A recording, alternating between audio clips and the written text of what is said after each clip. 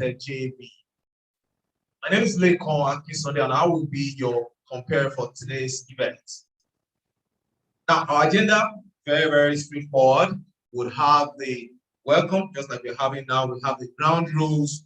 I will speak to you very quickly about Data Science Nigeria for the sake of those who are joining online, who don't know about Data Science Nigeria before now. Then we have a welcome address coming from our board chairman, Dr. Wee. Then we'll have a recognition of our sponsors and invited dignitaries. They're all on the call already, waiting for us to start. They are all on the call. We really appreciate their presence. And then, of course, we speak to some amazing facts about artificial intelligence. We'll have the opening speech and comments, speaker address, and all and all. So the agenda is well clear. It's very straightforward. Great. So let's make progress. All right. So yes, congratulations to everyone. You made it this final pitch. I'm very sure you know it's been a long time coming, right? I'm very sure you've learned a lot. You've had opportunities of collaboration, right? Collaboration, which is one of the key things that we intend to achieve with this hackathon, right? So let's go to the ground rules very quickly. The ground rules. Of course, you need to respect the host and the facilitators and all the participants. So respect for person is very important. Then, of course, please, even for those who are online, do not use expressions that incite violence or form of discrimination, obscenity, or defamation. We don't want such expression. This is about AI for energy, so it's important that we achieve the goal of today's event. All right? And also, please avoid comments or content that is offensive, defamatory, or that violates privacy, or is otherwise against applicable law, as well as advertising content. We do not want advertisers here, right? And even online, please, let's avoid any form of advertising or content that concerns politics or religious view. No, this is an event called AI for Energy, right? Final pitch. So, and let's maintain the goal. Then please, let's avoid comments or inputs that are clearly off topic. Anything outside of artificial intelligence for energy, anything outside of carbon reduction is not permitted here. So please, let's maintain that. Then for online viewers, please use your real name. We do not want big names. Let's know who you are. Let's know who you are. Thank you very much. Okay, so let's talk about Data Science Nigeria. This is going to be very quick. In the next, 5 minutes thereabout, I should be done with this, just to help refresh our memory about who we are at Data Science Nigeria and what we do. We're a non-profit organization and we have a big vision, which is to train and raise 1 million artificial intelligence in Africa, such that Africa can be the center of excellence when it comes to talent outsourcing. Right? We can use AI to first build our continent, and then talents that we have worked with can then go on, right, to other part of the world to make the world a better place using artificial intelligence. So that's why we are here. We have been recognized as the #1 learning community and solution delivery network in Africa. And this is because of all of the content that we release. If you go to our YouTube channel, for instance, over 600,000 views, of content. And of course, I know everyone here has been part of the journey. So it is our community, right? It is not my community. It is our community. We build this community together, and you are very special to the community. Right. Now, beyond our community work, we also do a lot of work around consulting and solution delivery, all right? Using artificial intelligence to solve complex problems.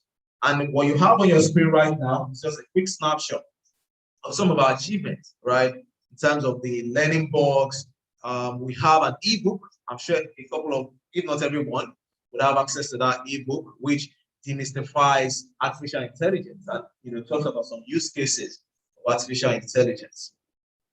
Then we have programs. We have a lot of programs that is targeted towards the achievement of our big vision, right?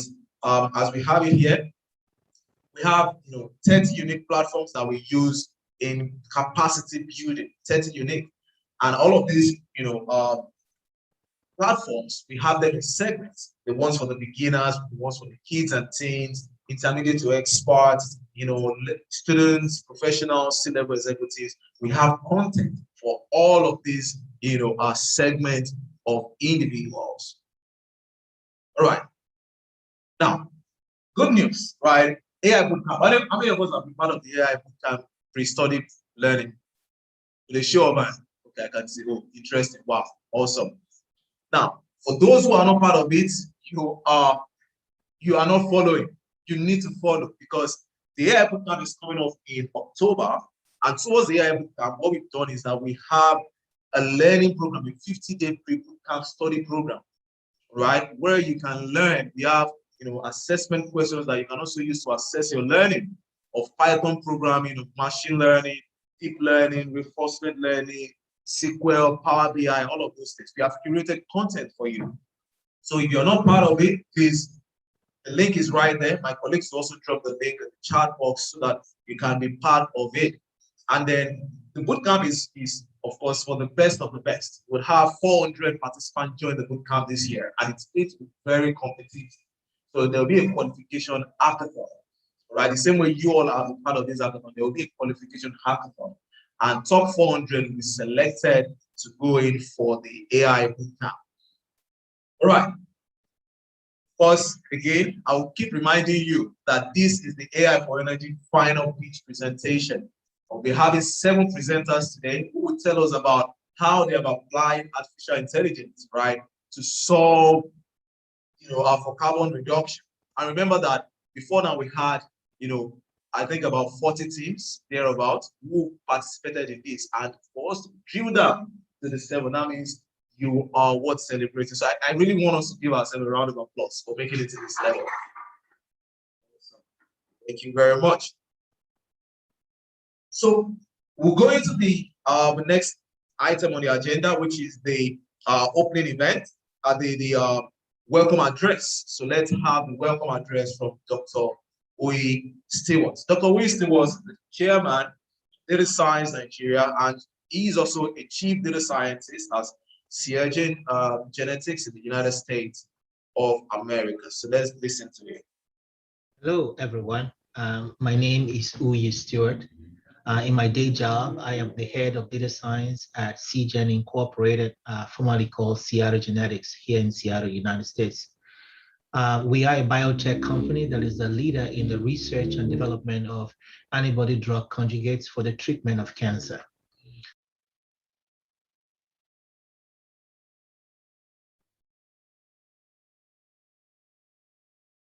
As I typically say, the world is grappling right now with COVID, but millions are still ravaged daily by different kinds of cancer.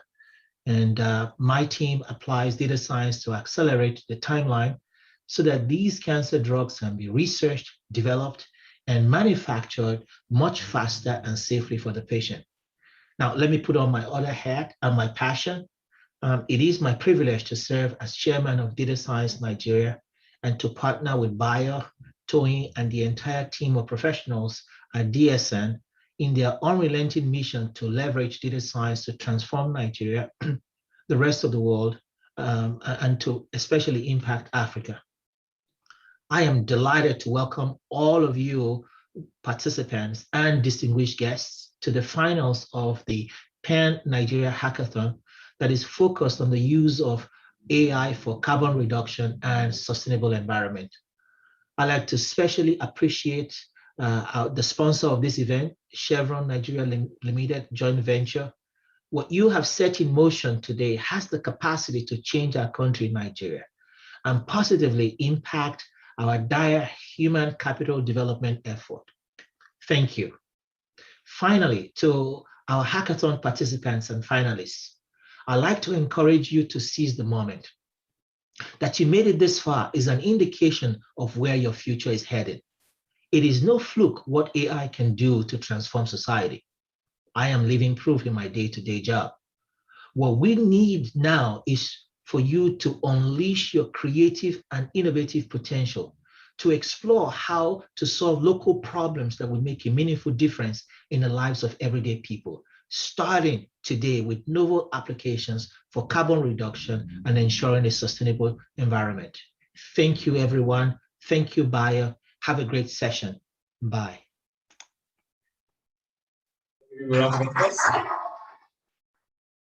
So that's the voice of Dr. We, our chairman, Data Science Nigeria. Welcome. Thank you so much, Dr. It's still the AI for Energy final pitch presentation, sponsored by NNPC, Chevron Nigeria Limited Joint Ventures.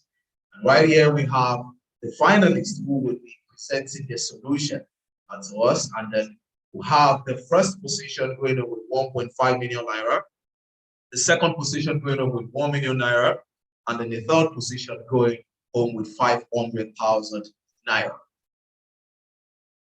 Okay. Over. Now let's recognize sponsors and invited dignitaries. Like I told you, we have a lot of dignitaries online, right? They are all online. So I'm going to call out their names just to recognize them. And as I call them out, please, let's give them a round of applause. So we have Mr. Bobby Hulett on the call. Is a Deepwater and PSC's director and the digital sponsor, Chevron Nigeria Limited. Can we please give them a round of applause? Thank you so much, Mr. Bobby, for joining us. We have Mr. Cosmos Iweze also on the call. He's the director of Business Service Department, Chevron Nigeria Limited. Please let's give him a round of applause. Thank you so much for joining. We also have Mr. Femi Odusote also on the call. He's a member of the executive leadership team. Thank you so much, Mr. Femi, for joining us. We have Mrs. Elowo Agbaje also on the call. She's the General Manager, Information Technology, Chevron Nigeria Limited. Let's give her a round of applause. Thank you so much for joining us. We are so excited. They are here with other leaders and colleagues from Chevron Nigeria Limited. So please let's give them a round of applause. Thank you so much. Awesome. Also on the call this morning, we have, of course, Dr. Uwe Stewart, the chairman already gave his speech. Let's give him a round of applause. We have Dr. Bayo Adekunbi, who is the founder of Data Science Nigeria and lead mentor here. Let's give him a round of applause. Thank you so much, Dr. Bayo. We have Dr. Joseph also on the call. He's the chairman of student body SP, that's a Society of Petroleum Engineers. Please let's give him a round of applause. We also have Dr. Alvin Collins on the call. We have, he's the founder at TD4PAI IoT Hub. Is a co-designer of the Unity Board IoT platform. How many of us have heard of Unity Board? He's a co-designer. So welcome, Dr. Alvin Collins on the call. So much for joining us. Also on the call, we have, so I'm just going to have to bring this up. So we have Professor Yusuf Adamu. Professor Yusuf M. Adamu is a professor of medical geography and teacher at Bayero University, Kano. He's a Fulbright scholar, he's a poet, and member of the Nigerian Academy of Letters. He was former director of the strategic planning in the UK and former head of geography department. He has published widely. Please welcome Professor Yusuf Adamu. We also have Professor God's Power on the call. Professor God's Power of the Department of Computer Science, University of Benin City. Please make welcome.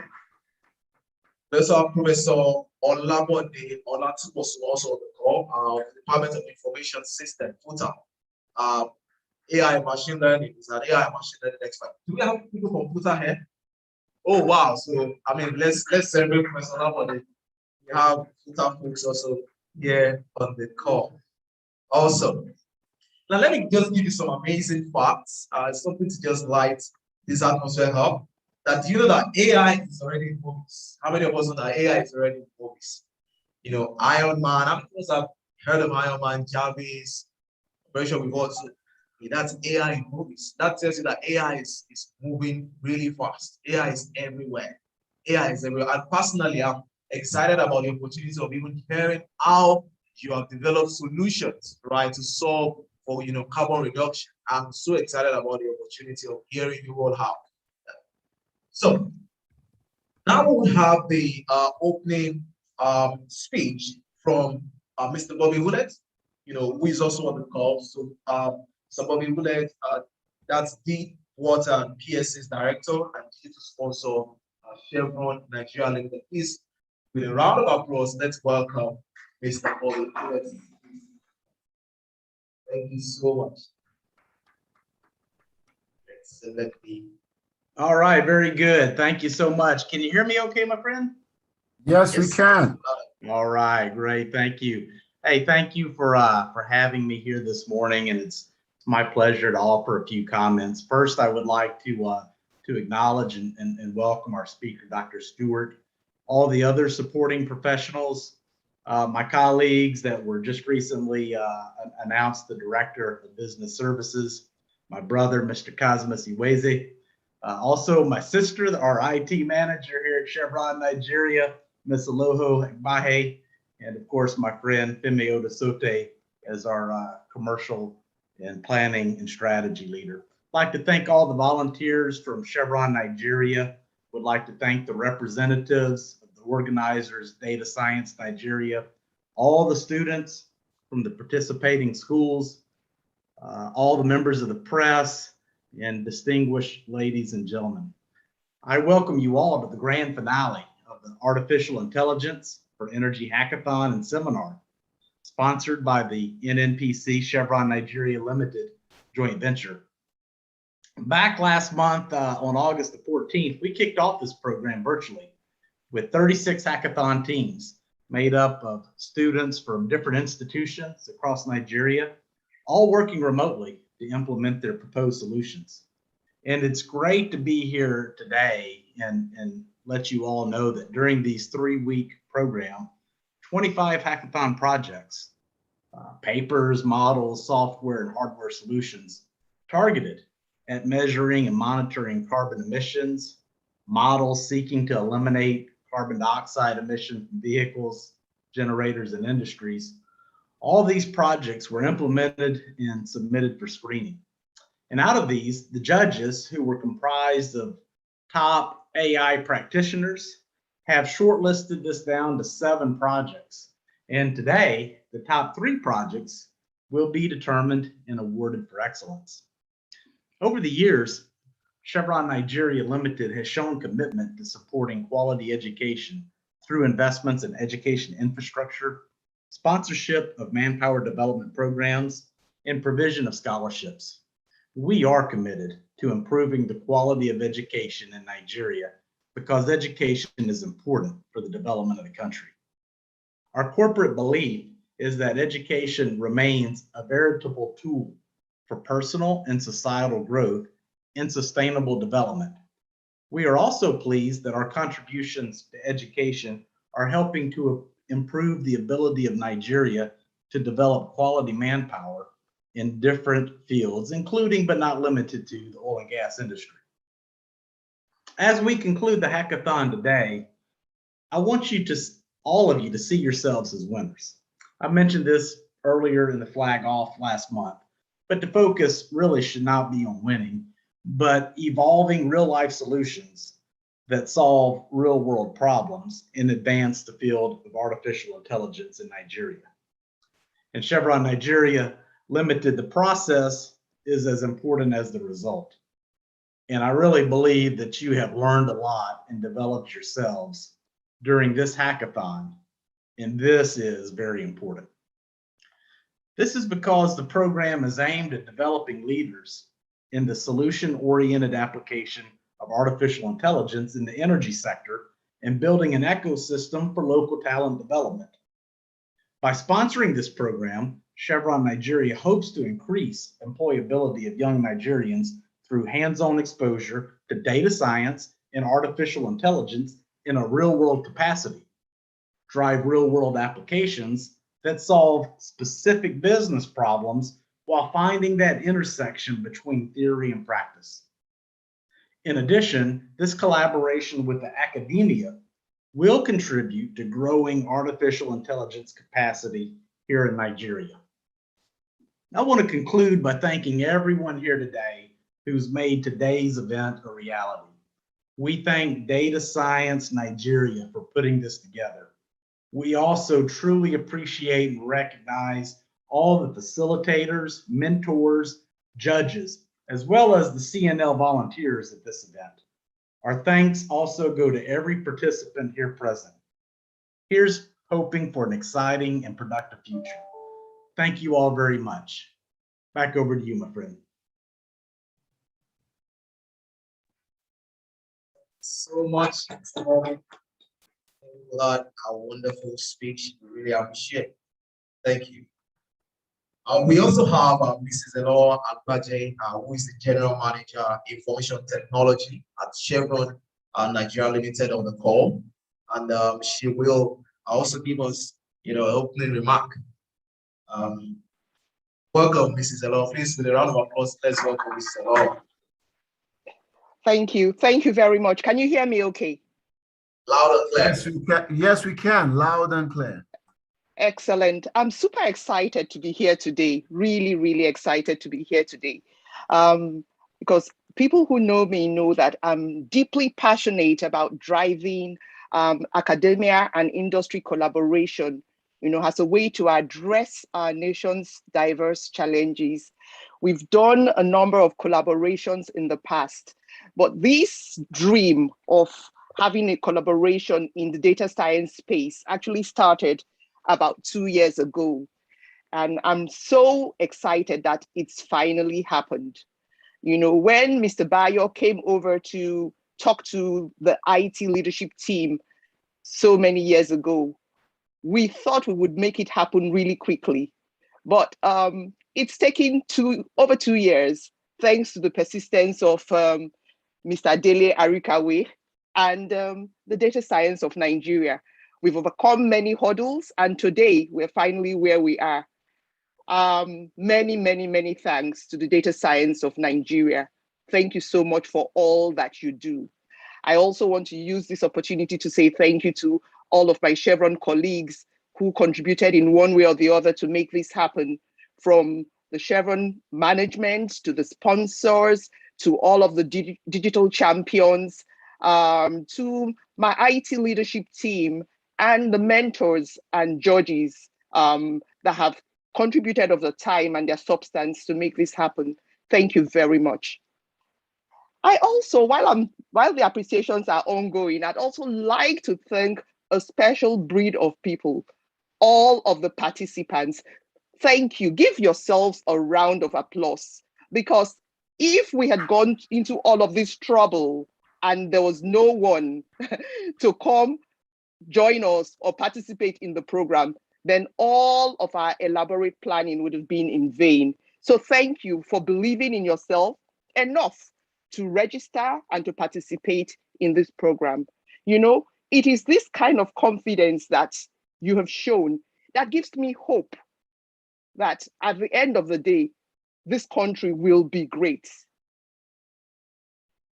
You have confronted real life challenges using research and hypothesis, using AI through this program, and that is truly fantastic, truly excellent. There are other things that you would have learned quite a bit of while going through this program. Certainly teamwork and networking, as you have worked across disciplines with students from different academic programs working as a team. You've worked within your institutions, students from the same institutions working together.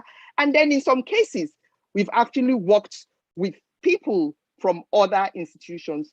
So you have built a network of collaborators. You have learned how to work together as a team.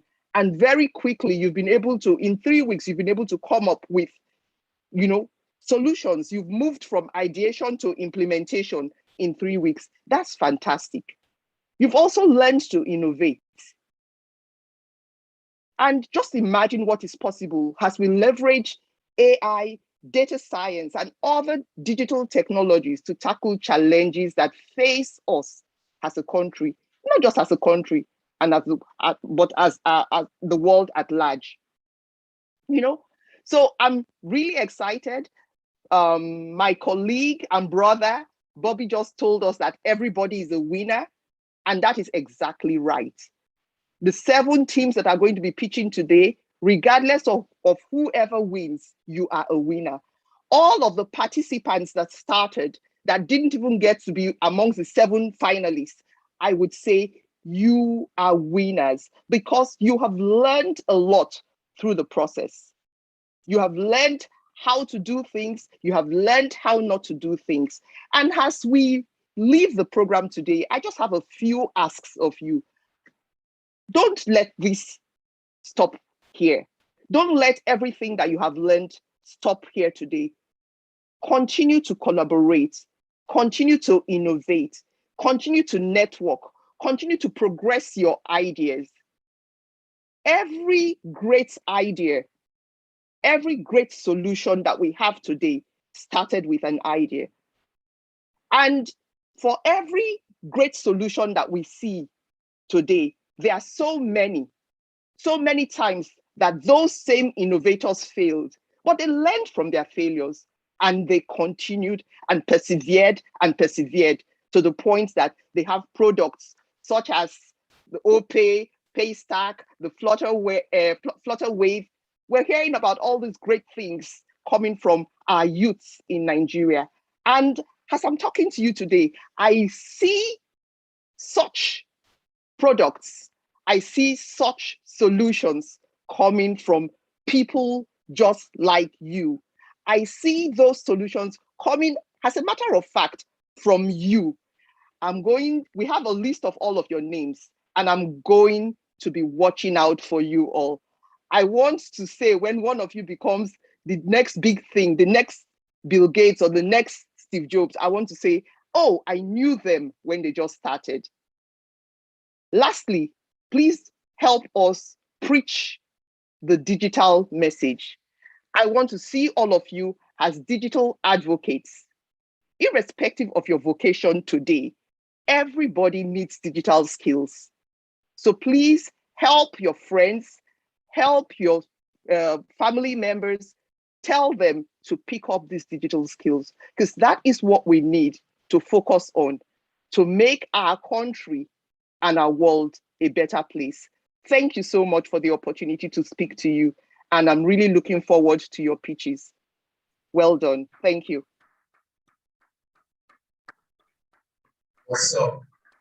Wow, thank you so much for that wonderful and inspiring speech. Please, let's give Mrs. Eloa another round of great. Okay. All right, so we also have on the call this morning, we have Mr. Igbo, who will be giving us a remark. Also, it's from Chevron Nigeria Limited, the sponsors of today's event. Mr. Igbo, it's a pleasure to have you on the call. Please, let's make him welcome. A round of applause.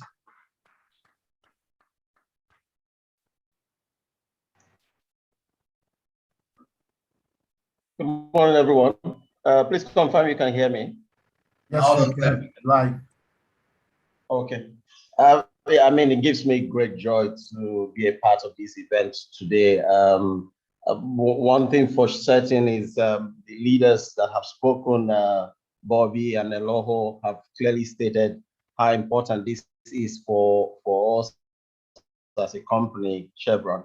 I mean, bigger picture for me is the fact that as we live in our world today, we see the increasing focus on what is happening to our environment because of climate change issues. So today it'll be interesting to see, I mean, what these 7 teams are going to do to pitch and really bring up on how we can really impact our environment. I mean, this is one world, this is one earth that we all own. So, I mean, I'm happy that Chevron is able to partner, sponsor this event today, and we're really looking forward to this.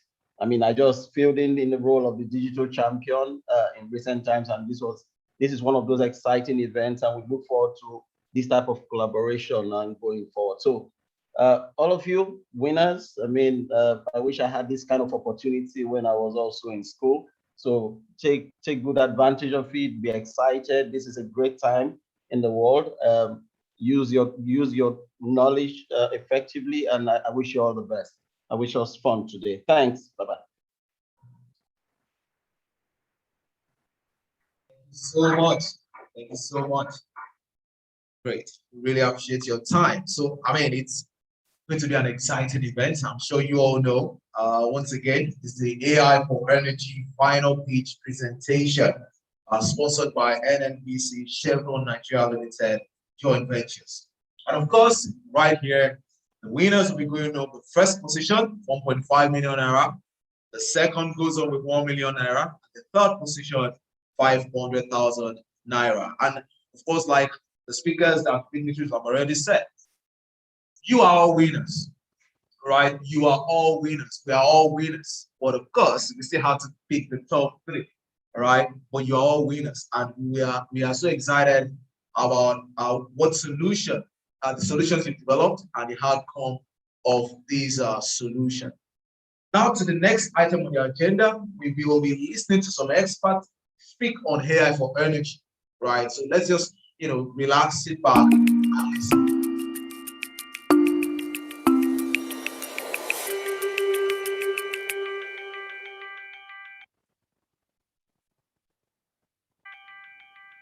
One of the biggest issues confronting the world today is the impact that we human beings are having on the planet. Human beings are flying the planet, but they're flying blind.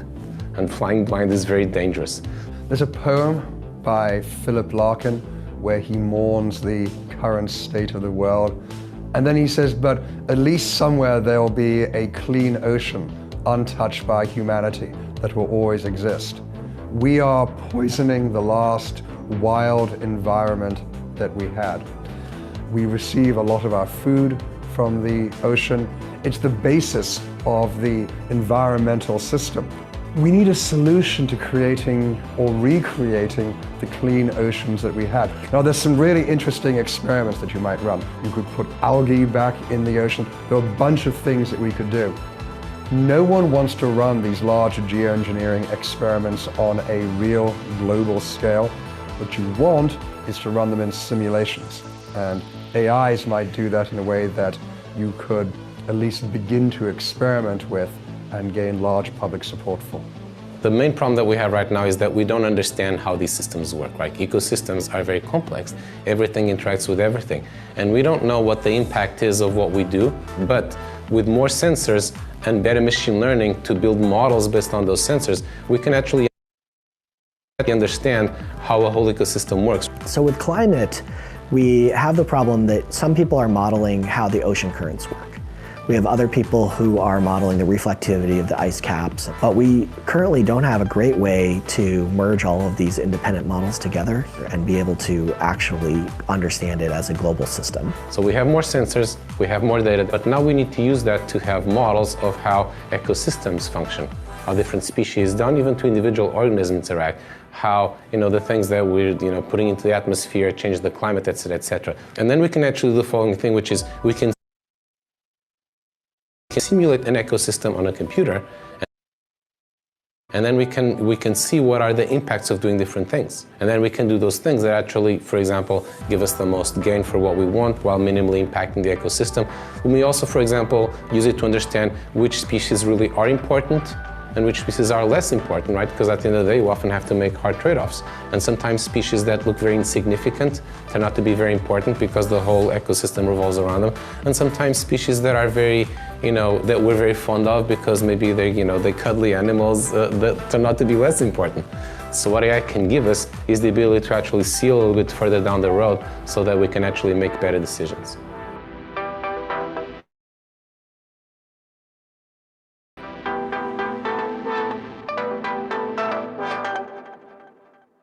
So really we're on the brink, I think, of a transformation in the way science is done. Not only tackling the problem of climate change and trying to find solutions, but also actually trying to understand the system itself.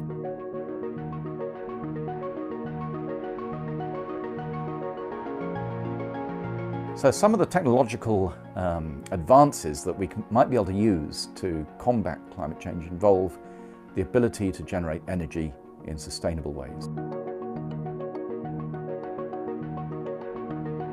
The question today is, can we make solar panels or other materials that are capable of generating energy in useful ways? In the past, scientists and engineers have developed new materials, but in rather a haphazard way. Thomas Edison created the light bulb, but he developed the original filament by testing thousands of materials to find eventually the one that worked. Today, we can use machine learning and artificial intelligence in our search for new materials. The reason that we can do it better in the computer is that the computer allows millions of potential solutions to be searched in ways that you couldn't do in the lab.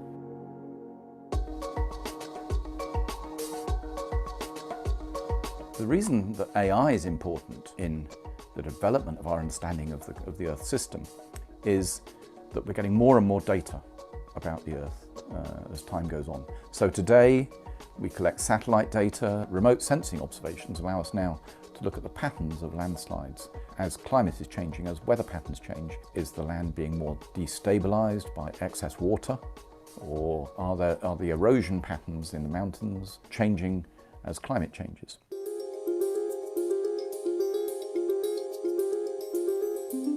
Extreme weather events as a result of climate change do appear to be on the increase. But there's another aspect to this. Cities are getting bigger.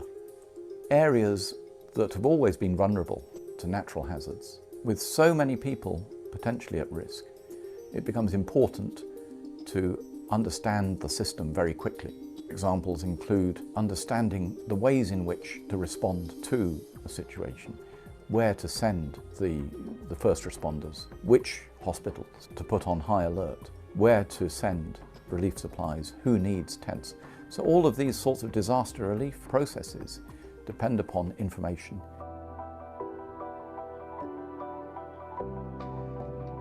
And we know, as we travel around congested cities, that we spend a lot of time sitting in traffic, burning energy, getting nowhere.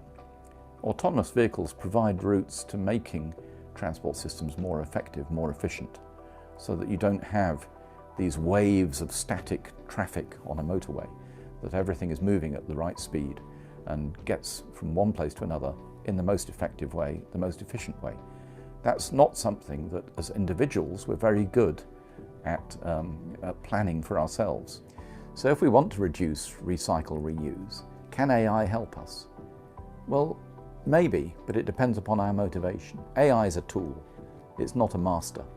And so our responses ultimately will depend upon our own personal motivations and those of the society that we're part of. But AI and machine learning can help us move in the right direction. Thanks for watching. If you enjoyed that, be sure to check out these videos next. And if AI is a tool. AI is a tool. That's one of the key takeaways. We all have decided to apply AI for carbon reduction, right? AI, carbon reduction. Also, that was a wonderful presentation. How many of us enjoyed it? Awesome. Everybody enjoyed it. Great. Now, to just lighten up the environment a little bit, let's talk about another amazing AI fact, that AI has created a biological clock. You can identify biological age with biomarkers. Just imagine that just looking at you, right? AI can tell your age. It's amazing, right? Without you even, talking about it, right? It can tell your age. Great. Okay, now the time and the session that we've all been waiting for is here, which is the final pitch. And of course, what we're going to do, right, is very easy. We have some videos that we'll play, for the pitches, and then we have representative of each team. I believe we have all teams represented here, right? So representative of each team will answer questions. We'll take questions from the audience, the panelists, the judges, right? But before we go straight into that, let me introduce our judges. We have Mr. Tayo Oluyemi from Chevron Nigeria Limited. Please, with a round of applause, let's welcome him. We also have Mrs. Folake Shanusi, also from Chevron Nigeria Limited. We have Dr. Oyebode Tassim from Pan Atlantic University. Then we have Dr. Victor Odumuyiwa, a senior lecturer and as AG director at NIDA ICT Hub at University of Lagos. So they are all on the call. They will be judging each team, right? Each team. But please remember that we'll play the pre-recorded video for each of the teams, then questions will come. So it's important that the moment your video goes up, representative of that team, you take note that questions will be coming so that you can respond to those questions, right? So that will be the order of events. Now, Team Start. We have representative of Team Start here. Fantastic. So you need to, so that everyone on the online can also see you. So maybe towards the end of the video, I'll ask you to stand, right? So that everyone on the event will see you and they'll be able to ask you questions. Let's also have a feel of what's going on online. If you are enjoying this session, please let's throw some fire into the chat box. Let's warm up the chat box a bit. If you're enjoying this session, if you're having a good time, let's throw some fire into the chat box. I always love to see some fire. Let's burn this. Oh, awesome. A lot of fire, man. A lot of fire is coming up. Okay. Okay. It looks like a lot of people knows about Fumini. This is Leko on the call today. Great. Awesome. It's a very lovely session. Great. So Team Stark, now over to your presentation. Good day, everyone. Welcome to Team Stark's official video presentation for the reduction of carbon emissions in the atmosphere. The problem is when greenhouse gases such as CO2 gets emitted into the atmosphere by vehicles, factories, and so on.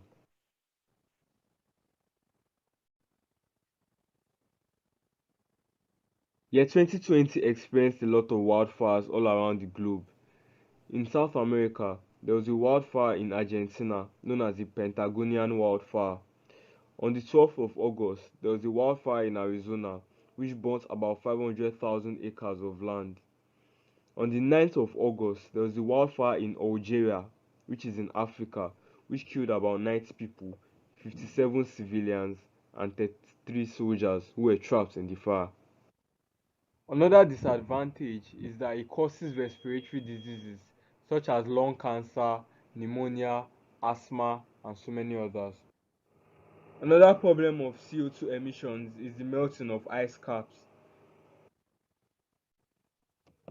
In year 2020, it was discovered that 35% of the total number of carbon emissions was from the transportation sector alone.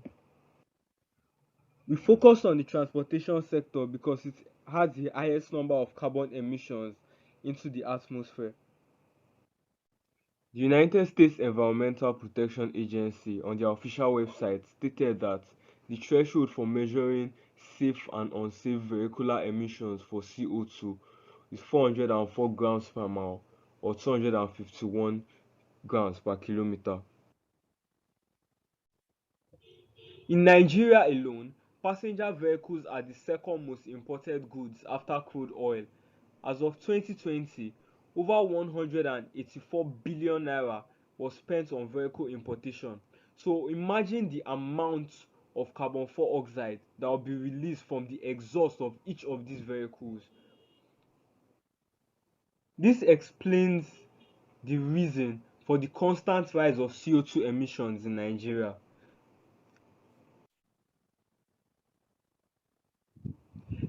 The data we used for building our machine learning algorithm was gotten from the Canadian Open Government. Here it has data ranging from 1995 to 2021. In our data, we use 4 categorical features which include vehicle make, model, transmission, and fuel type.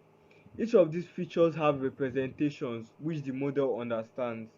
The representations are shown on the image to the right.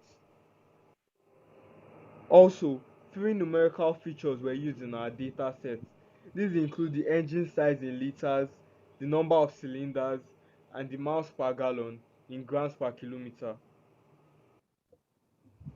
So since computers understand only numbers, computers don't know what texts are, they don't know what images are. Everything has to be converted to numbers. So we used an ordinal encoder to convert all our text into numbers. Our solution is geared towards the importation sector and the production sectors in Nigeria. Using artificial intelligence and machine learning, we're able to create a software that accurately predicts the amount of carbon a vehicle is going to emit. The algorithm we used here was random forest regressor. Yeah, we tried several algorithms. We tried linear regression. We tried a lot of different algorithms, and we discovered that random forest was the best because it had the lowest mean absolute error of 2.62.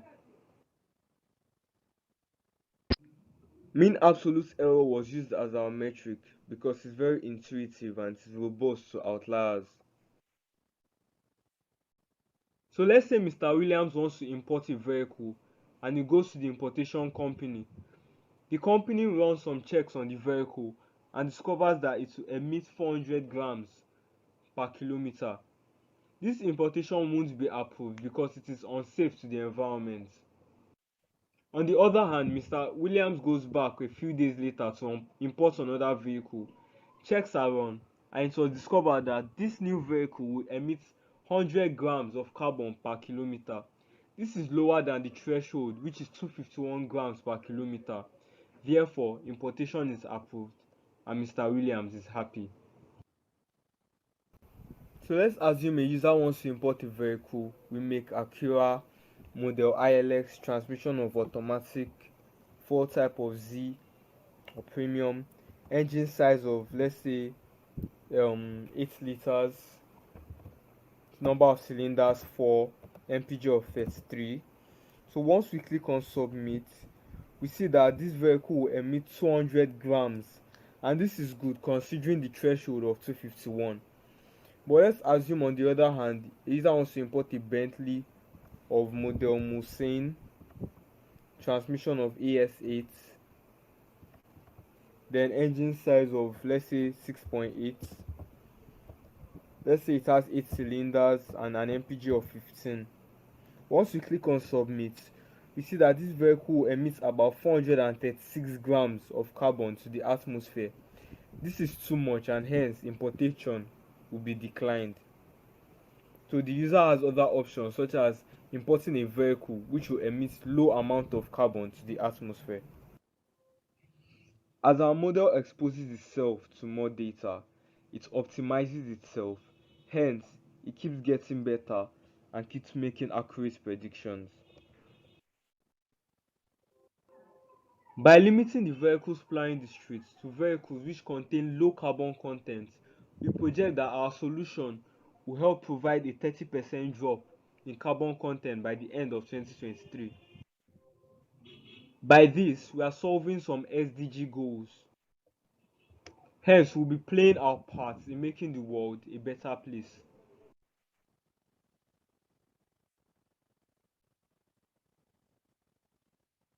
Wow. That is amazing. That is amazing.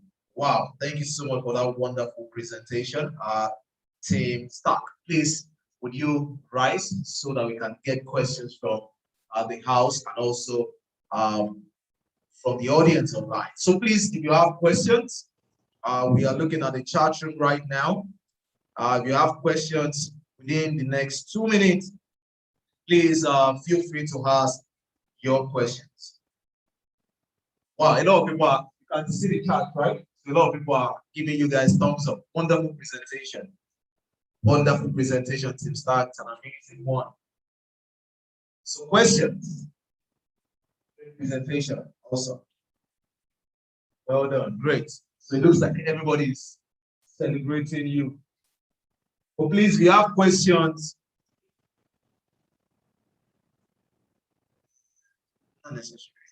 Okay, so questions. Okay, So questions don't drop in the next. Okay, yeah, exactly. So that it goes. Okay. Is there a question? Okay, I think there's a question.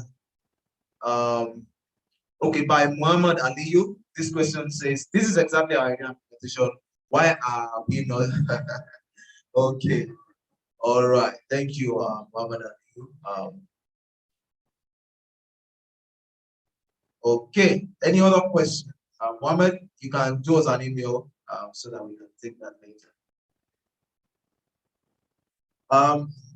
Okay, someone is raising, Olapo is raising of the hands. Okay, is that in the panel? Yeah, in the panel. Yeah, please, Mr. Labode, please, you can unmute. We'll be happy to hear from you. He's one of our judges. Hello, can you hear me? Yes, we can. Oh, thank you for the honor. And thank you for the presentation and the programs. I don't know if I'm qualified to ask questions.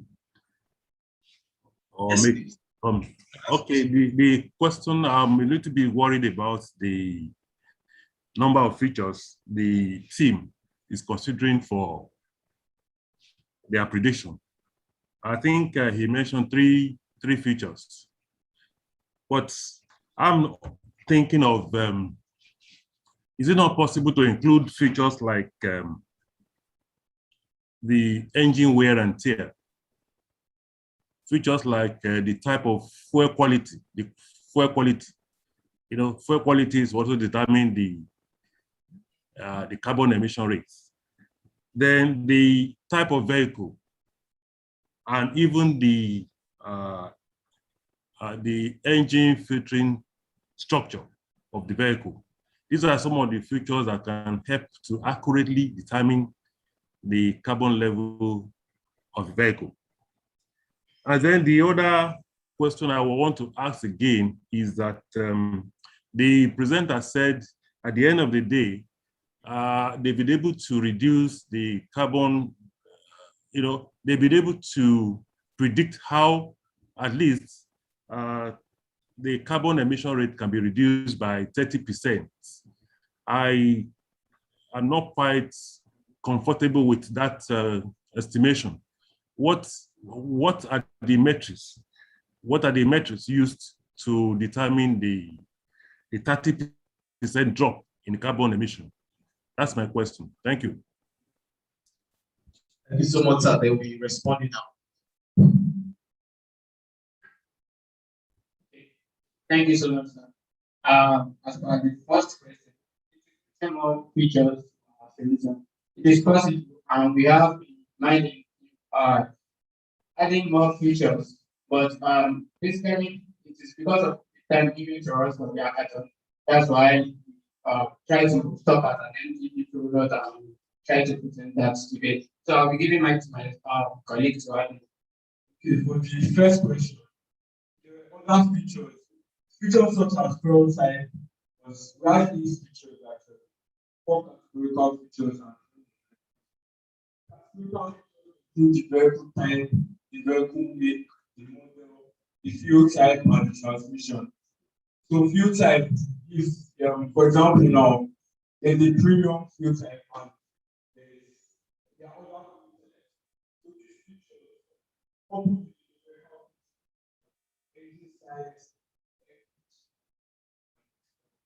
so that the main feature responsible for fuel efficiency.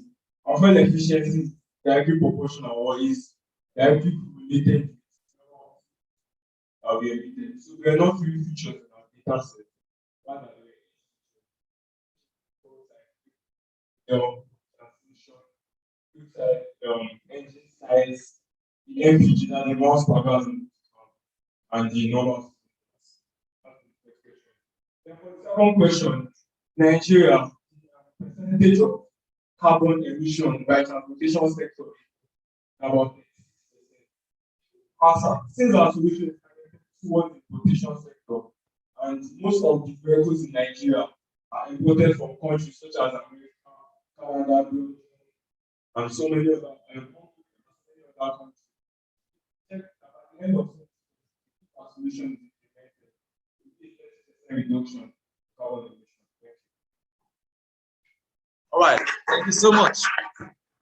So another question for you. So was the data set used in Nigerian-based data sets? There's a question in the chat room. Okay, to answer that question, as I said before, most of our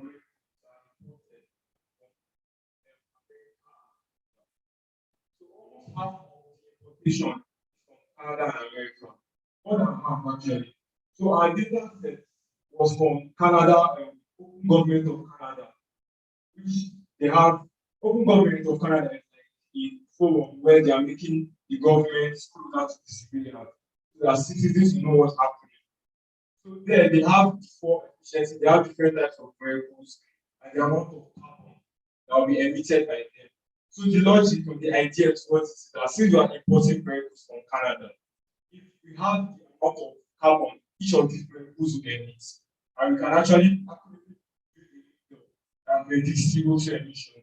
And since we are getting our vehicles from there, so I think that Nigeria. Right, thank you so much. Okay, so I'll take two more questions for time. So there's a question here that says, what criteria, model, or source of data that show that vehicular emission was the greatest source of CO2 emitter? What's your source? When did you get up?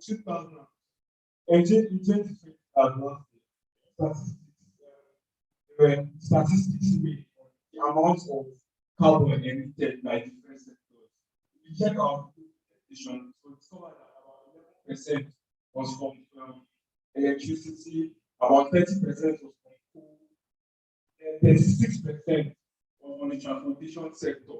So transportation sector had the highest number of CO2 emissions. So that's why we targeted it. Okay, great. Great. There's also a very good comment here from Mr. Oluyemi. Says, good job and effort. But let us not forget that the condition of the engine, which is a function of maintenance, is one of the biggest factors.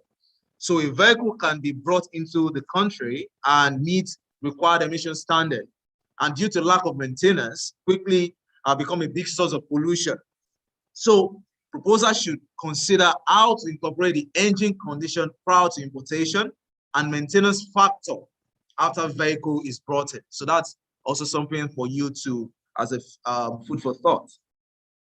Okay, another remark here from Mr. Go says, one good thing from the presentation is the awareness of car manufacturers to be more responsible with the car design, or they will not be patronized, right? Which is, I believe, something that you really emphasized.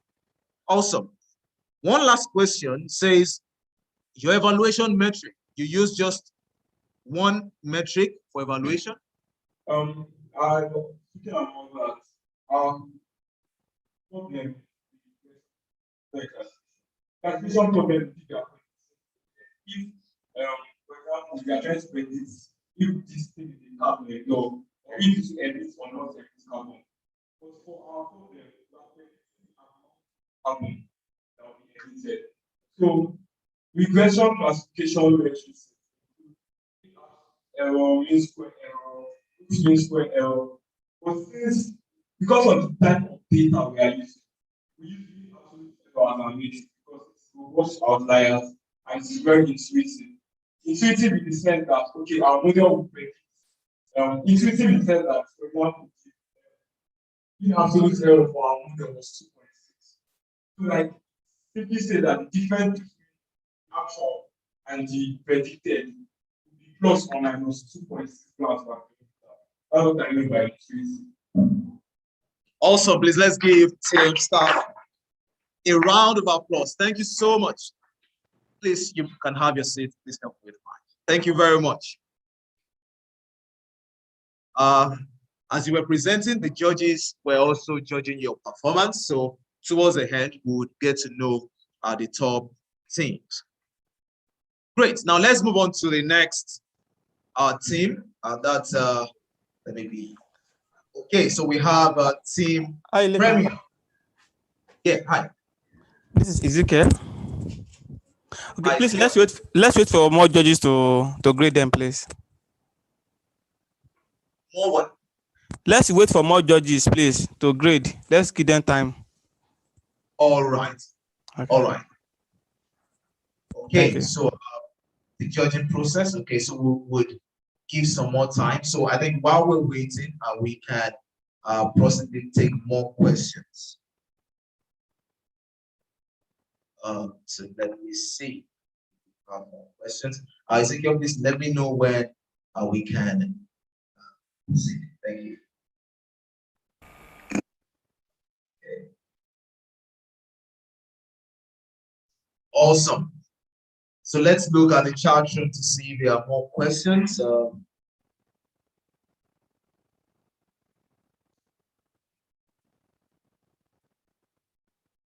right, so there's a comment from Steve Stack. If you don't mind, can you still just fit? There's a question that says that I think there are some locking variables that was neglected in the variable selection. I believe you are aware, right? So, well, let's discuss while the grading process is going on. So, what's the future for your project? What are some of the things that you are looking at doing? What have you identified points of improvement? What are some of the? What's the next step for your solution? Basically, next step is getting more data and training the model more, so that it's keep getting better. Like now, like our model optimized. You rest assured that our model will keep getting better. Keep making accurate predictions. Aside predicting the amount of CO2 emission and deciding whether or not a vehicle will be reported, not on using regular checks on to follow that, to make sure it's still emitting safe carbon to the atmosphere. Carbon that won't cause problems like or wildfire or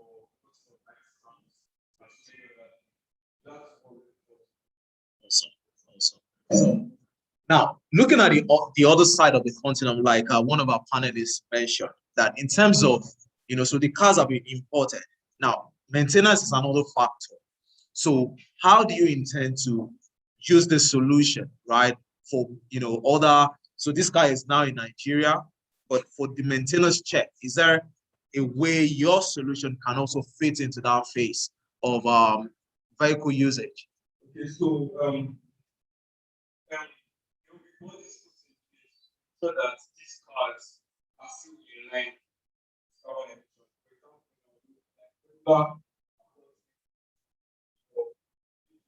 emissions.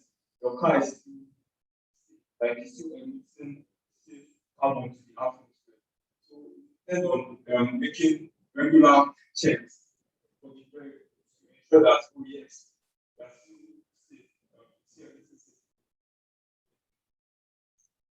Awesome. Thank you very much. Okay, I'm trying to see the other question. Okay, so there's a question here from Christian. Says, I expected to see a correlation matrix between features in the visualization.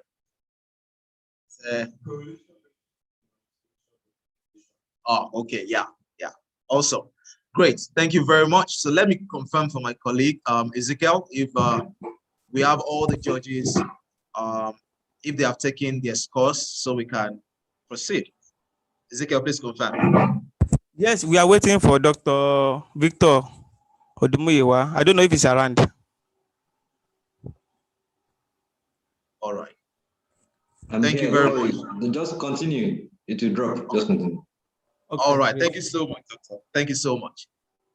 Great. So now let's move on to the next team. So let me minimize this. Thank you very much. All right, if you are enjoying this session, please let's lighten up the chat room. Let's lighten up the chat room with some fire emoji, some lovely emoji as we welcome Team Premier to make their presentation. Please, a round of applause for Team Premier. We have Team Premier represented? Okay, we have. Okay, all right. So the moment I'm done playing your video, so you'll be requested to stand up so that we can take questions. Great. Good day, I'm Waris Sanusi, the team lead for the Premier team. The problem of greenhouse gas emission in the form of fugitive emission, particularly through pipeline leakages, is one that needs to be addressed. Climate change and numerous health issues have been a topical issue across the globe for decades now, with various organizations, both governmental and private, looking to combat one of its major causes, which is the problem of greenhouse gas emission, particularly carbon dioxide into the atmosphere. Pipeline leakages have been a major source of emission of carbon dioxide and other harmful gases, which has cost the energy industry billions of dollars over the years as a result of these leakages, due to inaccurate and slow detection systems as well as highly expensive monitoring systems. At the end of 2019, about 36 billion metric tons of CO2 was emitted globally. According to the American Chemical Society, there are about 630,000 leaks in US distribution mains, resulting in methane emissions of 0.69 teragrams per year. In addition to that, a recent publication in the International Journal of Energy Economics and Policy in a study carried out in 2018 found that a 1% increase in greenhouse gas emissions, particularly CO2, reduces life expectancy by 0.0042%, which invariably increases the mortality rate to about 146.6% in Nigeria.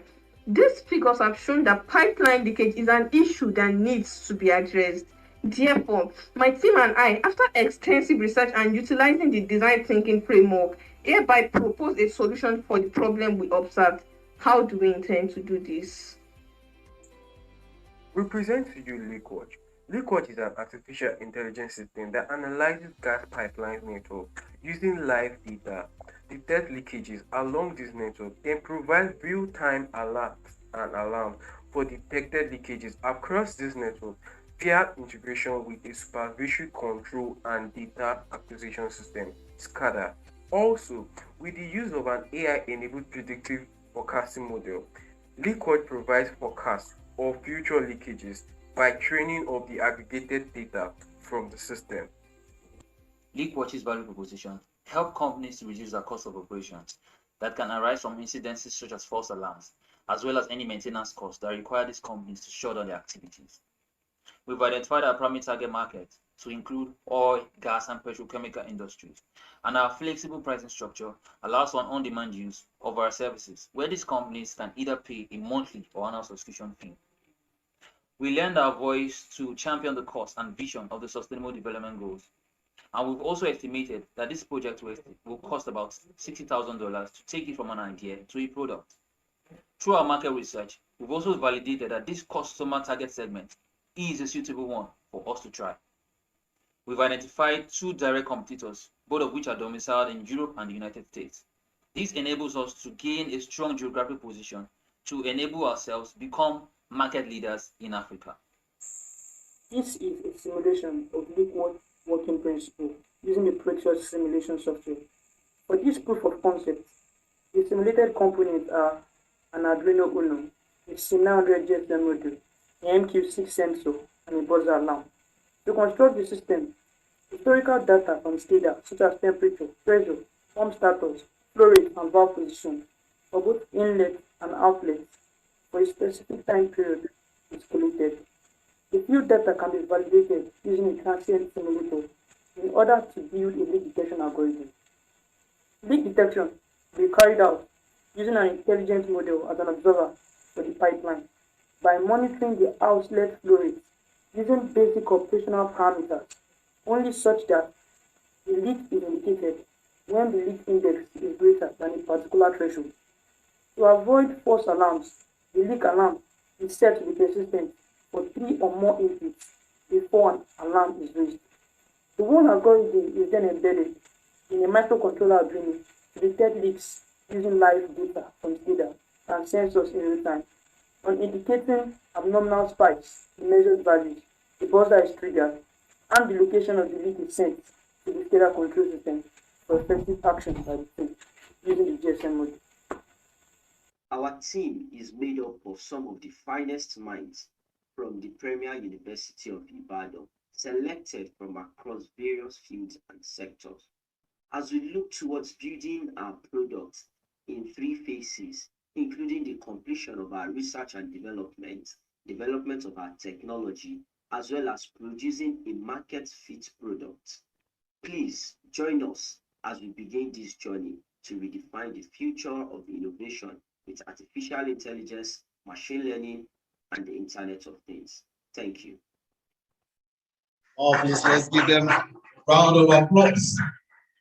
Premier, thank you very much. Can you please stand so we can recognize you and then we can take questions? I can see Dr. Agu Collins hands up. Dr. Agu, kindly unmute yourself and let's hear from you. You can also unmute your video if you would like to. I think you made a call so that we can see you. Okay, thank you. My video is not coming on. Can you hear me, please? Yes, we can hear you.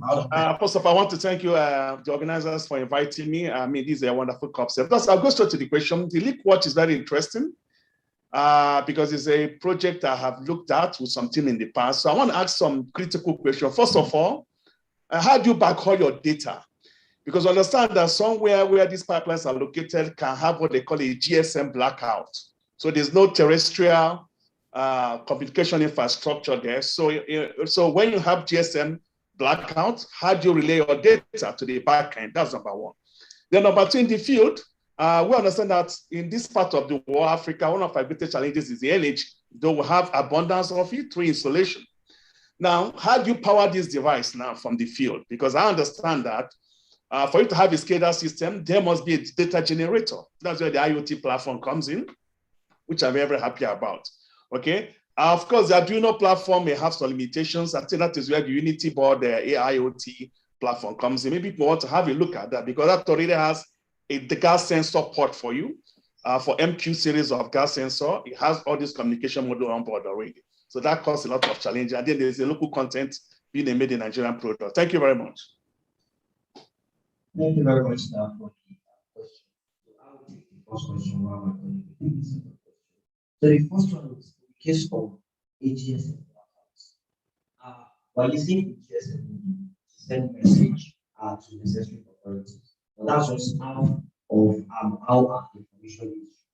There is, if the slide, the way the slide works, there is a reporting analytics dashboard that is integrated with this SCADA system. So in the case of maybe there's a terrestrial blackout and the GSM will be then the analytics dashboard. I didn't get that. Take that again. Okay, so what's the SCADA system? Sorry, just a minute. Can you come to the center? Yeah, so that's just occupy this. Yeah, we'll close up this.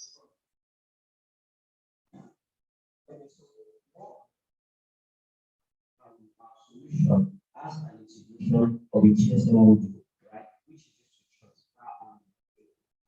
we have incidents of leakages. So the GSM sends alarms to the necessary authorities. But as well, we have an analytics integrated into this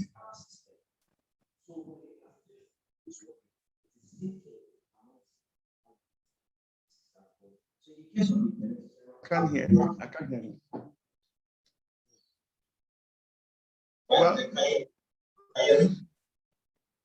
no. Can I try to answer the question maybe to help them out, integrate some of the solutions to their, can I answer the question for them very fast? I think the problem is coming from a client is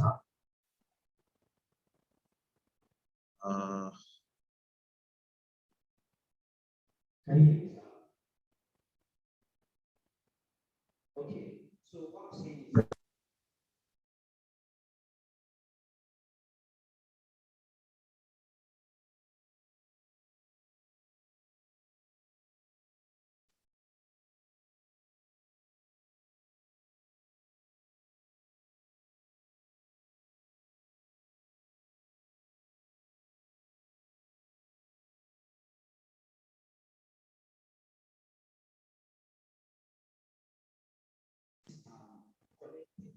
central system, maybe maybe on the oil or the plants. So that analytics and reporting dashboard is connected to that central system, more like a central document monitoring system, where necessary can still monitor whatever is going on, and even when there are leakages, that report that sets to this GSM is still being recorded on the analytics and reporting dashboard.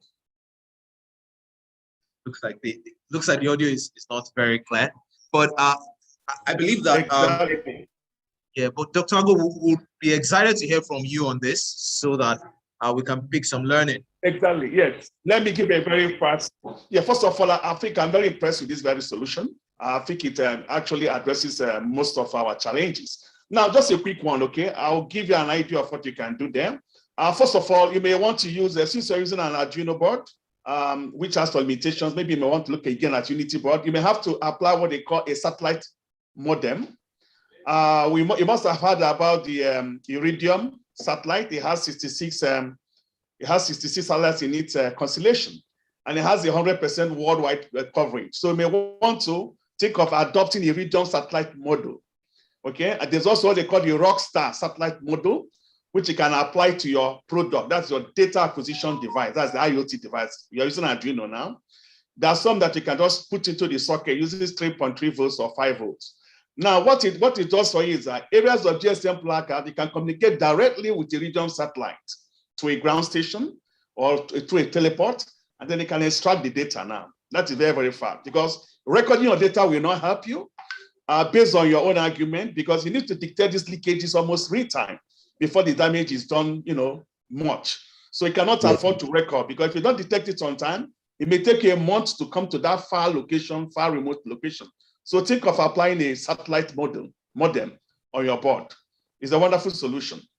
Thank you. And of course, the solar energy, try to integrate the solar energy system. You can introduce some MPPT charge controllers, lithium-ion batteries. I think that should power your device from the field, because we have a high insolation in this part of the world. So you have an autonomous, reliable energy system. Thank you, and well done for this very solution. Thank you very much, sir. That's really good. Thank you very much, sir. Thank you so much, Team Premier. You guys are awesome. Okay, so let's take one or two more questions in the chat room because of our time.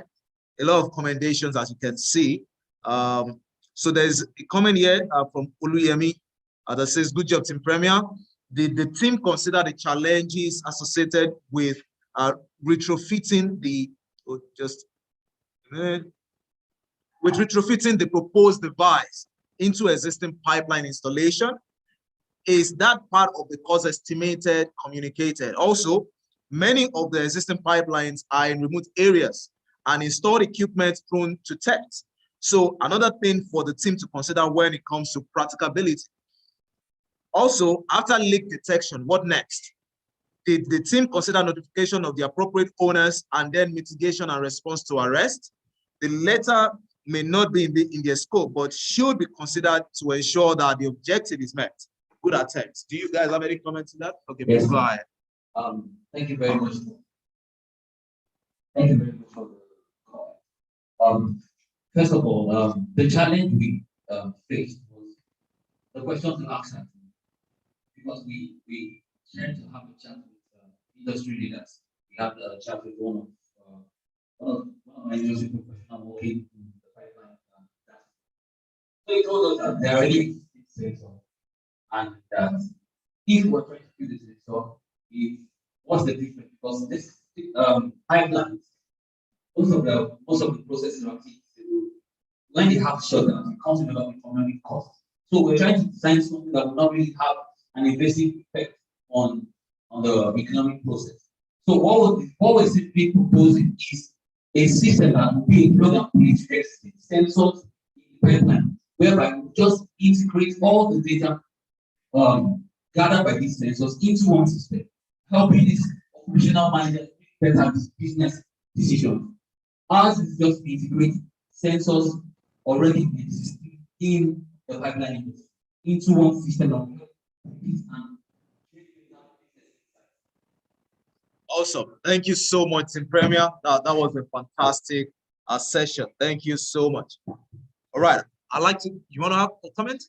Please, can have the comments from so she mentioned some other things that I think we the consider investigation to be appropriate owners and investigation of response to arrest. Yes, exactly. That's what purpose of the GSM will be, and that's what Dr. Alan calls outdoors puts together in such a way that when they start notification, it's sent to the GSM to the proper agency, those that are in charge of oil pipeline, organization, gas pipeline, and then to those that are in charge of that particular pipeline. So that is already in place. That particular picture is in place. Also, many of the pipelines are remote and like my solution is not an invasive solution into the existing system. It is something that is just plugging into the current detection system.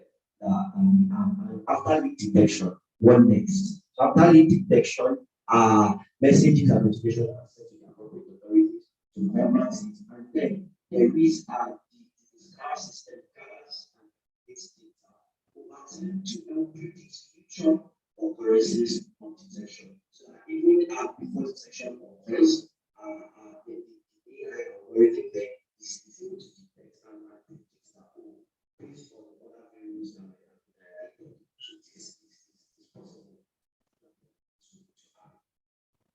Awesome. Thank you very much. Okay, so let me confirm for my colleague Ezekiel on the other hand, if we have all responses from our judges. We are still waiting for 2 judges to. All right, thank you. All right, so let's take more comments while we wait for our esteemed judges to judge this presentation. All right, so there's a question here that says that can the team articulate the AI part of their work? And how have they, how did you go about it? Can you please articulate the AI part of this work that you've done? Research paper, which has to do with gas detection. Now, the data we plan is the data collected by Stephen. Historical data that's been collected by Stephen previously that consists of various operational parameters. For example,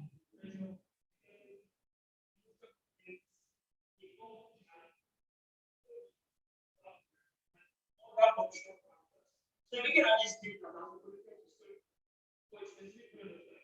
what to do an AI algorithm, the detection algorithm, to predict fluids.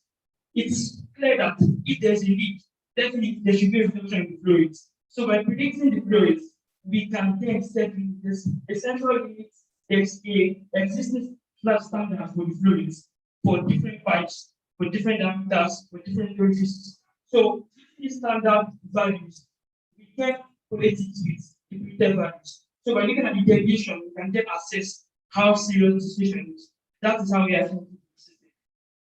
The type of model which we use involves the supporting vector machine, it involves DPM, artificial neural networks, and other regression models. So but the metric we looked at RSC, NE, that is the reason square, the mean absolute error, and the R2 square error.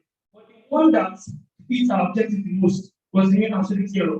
So that was what we used. And artificial neural network and the gradient boosting model performed better according to the insight we obtained from the research paper. So basically, this solution is leveraging the historical data from Stephen to build the AI. Awesome. Thank you very much. All right, so there's another comment here that says that your model was so particular on false alarm. Isn't it better to get false alarm than to miss out on an issue detected by the system? Do you think your attempt at eliminating false alarm won't lead to missing out on a major issue? Okay, so we consider this particular aspect and in the discussion from Chevron, we observe from our user research that was also carried out with other industry specialists that energy companies like Chevron use a whole lot of money in the process of false alarm.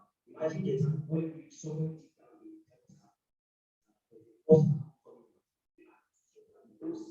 Billions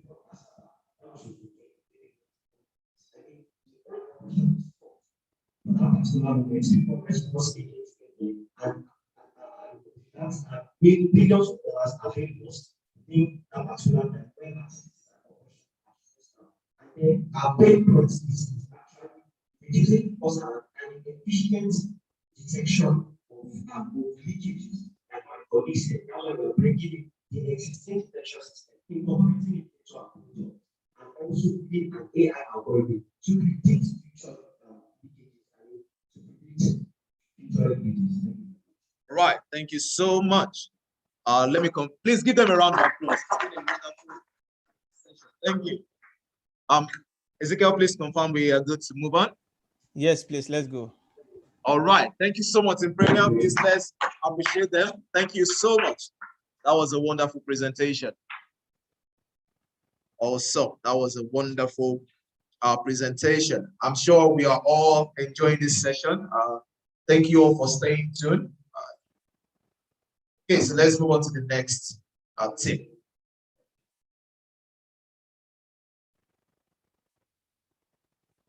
All right, so we have team. This is 0 or O. Team O. All right. O. O notation. All right, that's wonderful. Team O, do we have you in the room? Also, I can see a young lady. You're the only one here. Fantastic. I mean, I'm excited to see you here and listen to you because I know you're going to blow us away. Right. So please, let's give Timo a round of applause as we listen there. Good day, panel of judges, audience, and my fellow participants. I am Juma Aisha, team lead and representative of Team O. The theme for this year's hackathon, Artificial Intelligence for Clean Energy, is one worth looking into and solving with AI for a low-carbon society. I and my teammates Samuel and Emmanuel have been able to come up with a solution to curb carbon emission from vehicles in Nigeria. It's no longer news how the use of AI and ML is widespread across various sectors, and the energy sector isn't averse to this. We receive big data every day, and this data is like a cloud of magical dust that solves unforeseen challenges. CO2 emission is a big challenge, and artificial intelligence and machine learning can solve the problem. The dangers of CO2 emission can be felt not just in global warming, but also in plants, animals, and humans. Its effect is deadly, and it's surprising how more vehicles ride on the streets and highways, discarding CO2 emissions and causing danger to the society freely. According to a 2020 World Bank study report, it was estimated that illnesses and premature deaths due to ambient air pollution caused losses of $2.1 billion in 2018, representing about 2.1% of Lagos State's GDP. In that same year, it caused an estimated 11,200 premature deaths, the highest in West Africa. This and many more reasons are why it's imperative for us to prevent and reduce the excessive burning of fossil fuels. The reason why we chose road transportation is because an average Lagosian commutes 4 hours a day, among the highest in the world. The top 3 major sources of pollution in Lagos are road transport, industrial emissions, and generators. This is also similar across other states in the country. The transportation sector is one of the major sources of CO2 emissions. Trucks, cars, buses, bikes are overwhelmingly dependent on petroleum resources. Most vehicles on the road are over 15 years old, using old emission technologies and fuel with high sulfur levels. Imagine a moving vehicle combusting a high carbon monoxide, and on that same road where it's moving is a motorcycle with a passenger who happens to be a mother backing a baby. Other cars on the road who are privileged to have an air-conditioned car could always avoid inhaling the gas, but those who don't have the privilege, like the woman and her baby, public transporters, or passers-by, would have inhaled a high amount of CO2 before reaching their destination. As we move on the road and experience this event frequently, the idea of a solution to the problem might or might not have crossed our minds, aside from causing the driver or the government. Team O's idea in solving CO2 emission from vehicle is a software we built which is used in accurately predicting the amount of CO2 emissions gotten from vehicles in Nigeria. A supervised learning regression model was used and then deployed into an API for user-friendly. Our goal and what makes this software different from another predicting software is its use and implementation by vehicle inspector officers, police officers, petroleum stations, traffic and road wardens, companies and individuals. With further research and advancements in this project, we would like to build a sensor used by government officials on the road and highways for detecting CO2 emissions from any incoming vehicles, and a policy should be made to this effect by the government on vehicles caught with high combustion of petroleum. All petroleum stations should have a device for monitoring and allowing car owners to access their vehicles' emission rates. Also, cars should have installed softwares for controlling and monitoring CO2 emission rates in their vehicles. Our solution process went through 3 stages, which are data science, machine learning modeling, and API deployment. In the data science phase, the dataset used was a compiled version in Kaggle taken from the Canadian government's official open data website. There are a total of 7,385 rows and 12 columns, and out of the 10 features, 6 features had the highest effect on the target variable CO2 emission, which was used. The data was split into a train and test data set with a ratio of 75:25 respectively. The model used for the prediction of the CO2 emission is a random forest regressor, which gave an accuracy score of 98% as opposed to a linear regression model with a lower accuracy score of 89%. After successful prediction, the model was deployed in a web framework, Flask, then deployed finally an API using Heroku. The use of the application is easy and very simple. After accessing the application, there are boxes required to be filled, like the engine size, cylinders, and different fuel consumption rates. Hints to go about how to get this value indicated on the app. After successfully imputing the 6 boxes, then you get to see your vehicle's CO2 emission prediction. Very easy, right? The world's largest emitter of greenhouse gases have succeeded in reducing carbon intensity in the past 5 years, and the GDP increased. If the highest populated country in the world, China, can succeed in reducing CO2 emission, Nigeria can also achieve this by not just implementing renewable energy consumption, but by also implementing artificial intelligence and machine learning. Thank you.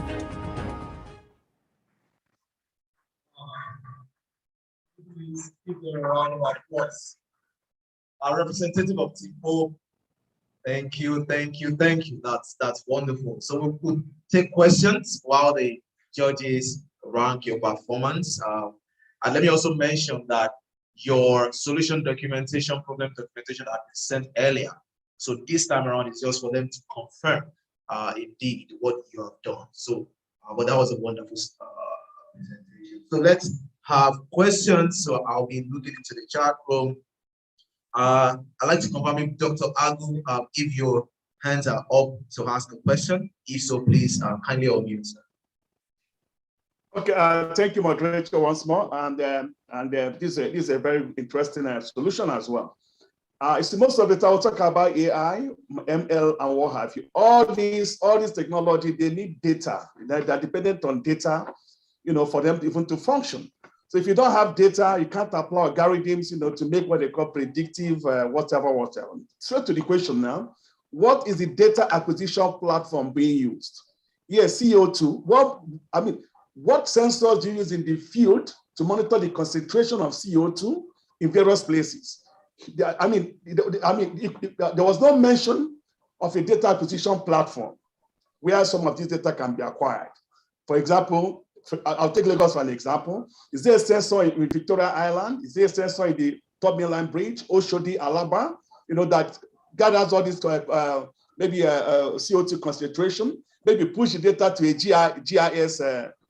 GIS application to show locations and what have you, concentration, based on which you can plug now your your high-level solution through an API, or to get those data out for further processing. Thank you very much. But this is a wonderful solution anyway. Thank you. Great. Thank you so much. Do you have a response to that? Very quickly. Yeah.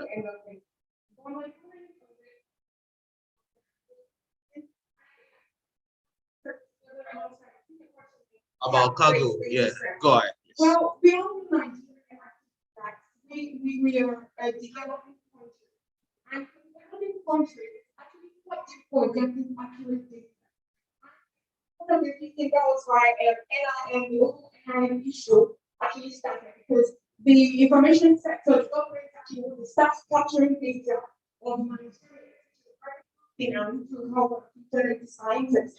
And that was the reason why we couldn't get data sets from Nigeria. And that's the beauty about data science. It's very easy in the sense that I can actually turn to other information and gotten from other countries data and try to get actually getting I can actually respect to what's going on in our environment, applying features that are related to Nigeria, and also that if I can get quite high, and its implementation actually we have a larger successful rate for this.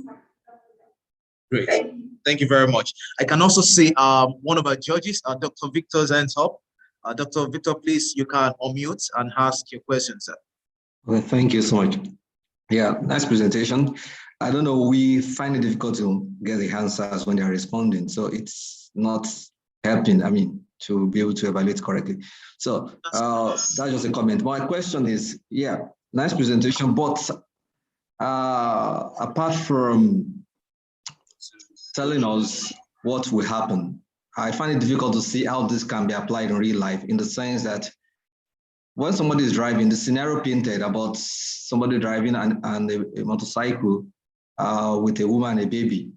Now, with this solution, what will happen? Is it a solution that helps somebody before going to the road, before taking his car to the road?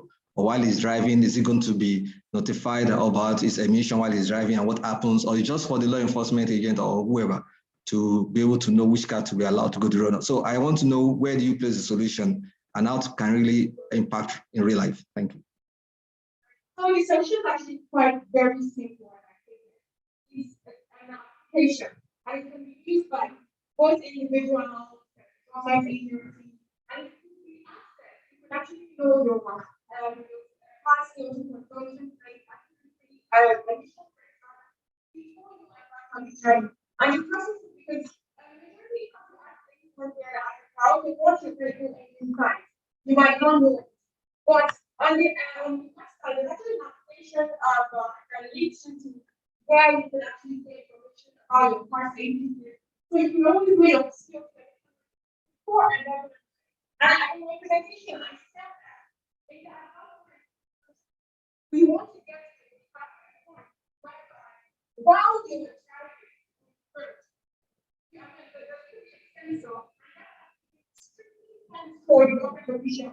When you can see an option, and equally very good at emission rates and stuff. And also I made the real life scenario of the woman on the motorcycle and also the car. I was understanding the body set of it and how, especially those lower class in Nigeria and people that in Nigeria that those they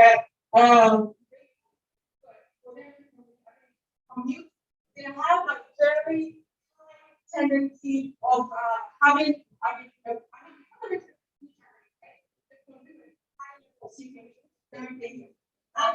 within the sense of economic life, things like that. If not to do right now, actually here, there's actually a popular thing going on about that. Okay, someone has cancer that in Nigeria, which is very high. And how or so, how can you help this and that? Or it's funny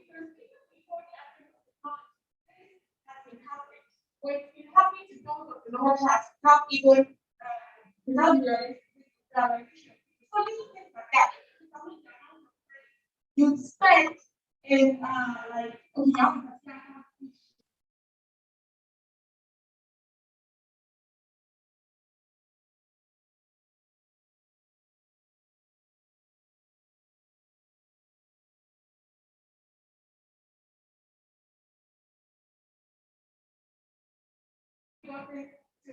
okay, to successfully reduce their emission rate totally.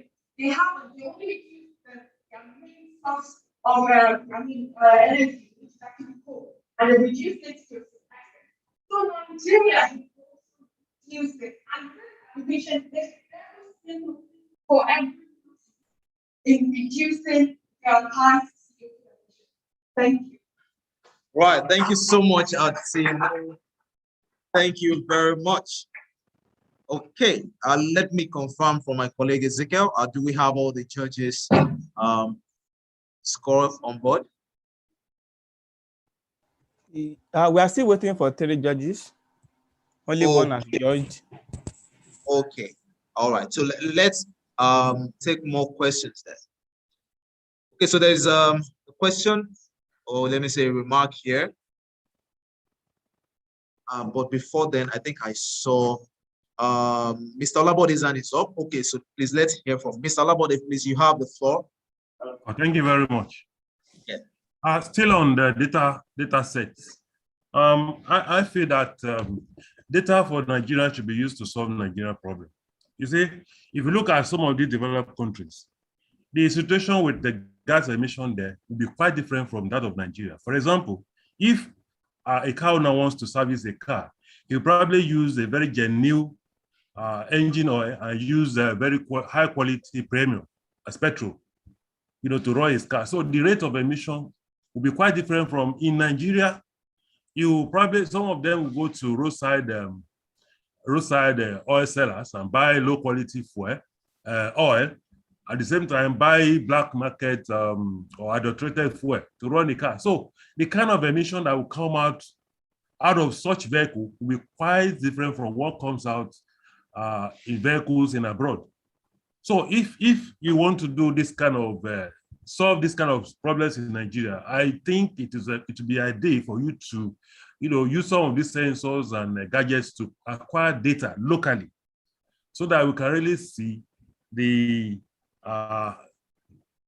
actual rate, the ideal rate at which a vehicle emits a carbon monoxide in Nigeria. And then I want to suggest that this your solution should be probed. You should conduct a kind of performance evaluation to see how effective your system is. Maybe you compare this with existing literature, or you find a kind of matrices to use to evaluate the performance of your system. Thank you very much. Thank you so much, Mr. Labode. Thank you. So you got that remark, right? Good. All right. So we also have Sanusi Folakemi also. Please kindly unmute so we can hear your comments. Thank you. Okay. Thank you very much. Good morning and well done, Team O. Impressive. Just a question, really. Is there any reason why you used the performance, the other model? If there were other model performance metrics you used other than accuracy, were there any other model? Okay. Do you want to talk a bit about that?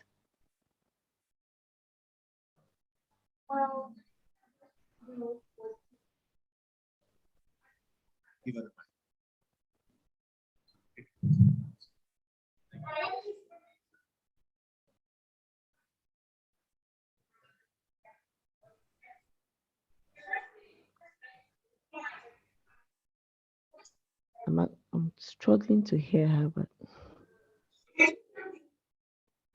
no, actually I can't. Let me see.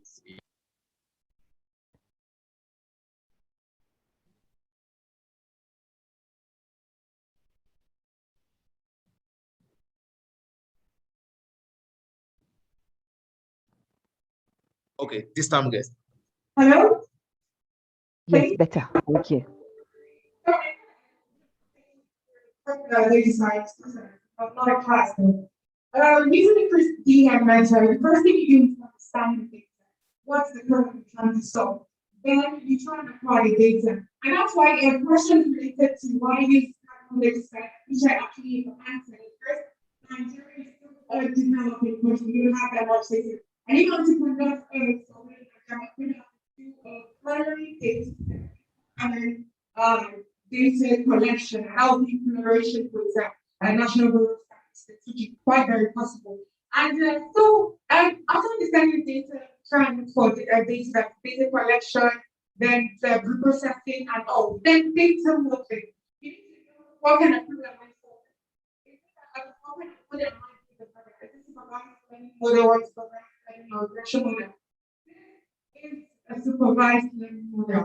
And what's under supervised learning model is a classification model, person model, and it's a regression model. And there are all models under it. Is it linear regression? Is it regression or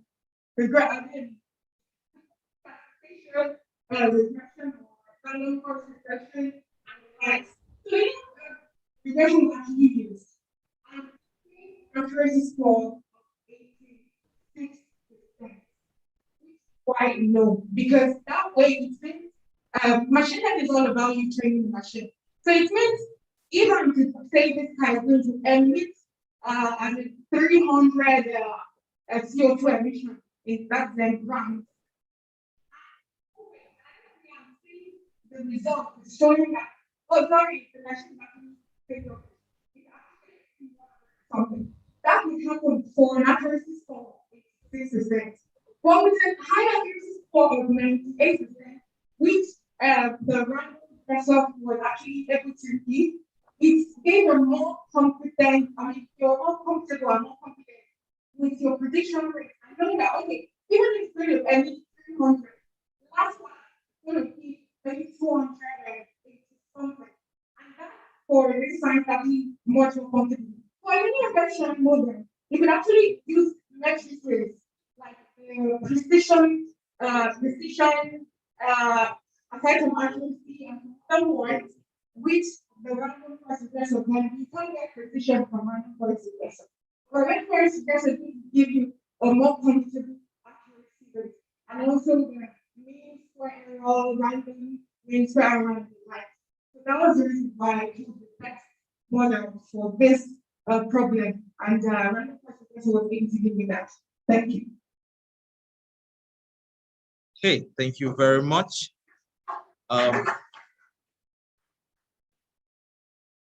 All right, ma'am. Madam Falakemi, just to confirm, the question has been answered.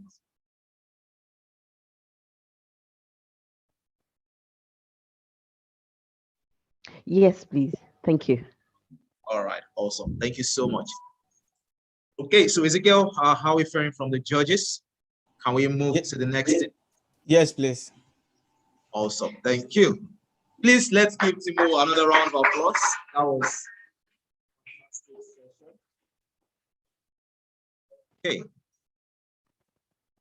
So next is our team Titans. Do we have Team Titans? Okay, fantastic. So let's go straight to your video. When was the last time you went to a market and you were welcomed with the smoke and loud noise from a dozen generators all running at the same time? $22 billion. That is how much Nigerians spent on running generators 5 years ago. The World Bank helps us understand that businesses in Nigeria lose about $29 billion annually because of unreliable electricity. My name is Inidara Uwa, and I'm the lead of Team Titans. At Titans, our mission is to get those terrible generators off Nigerian streets. Well, in 5 minutes, we will walk you through the problem, our data source and description, our solution, the real-world value, and finally, our team. The problem. The effects of carbon emissions are evident in our world today.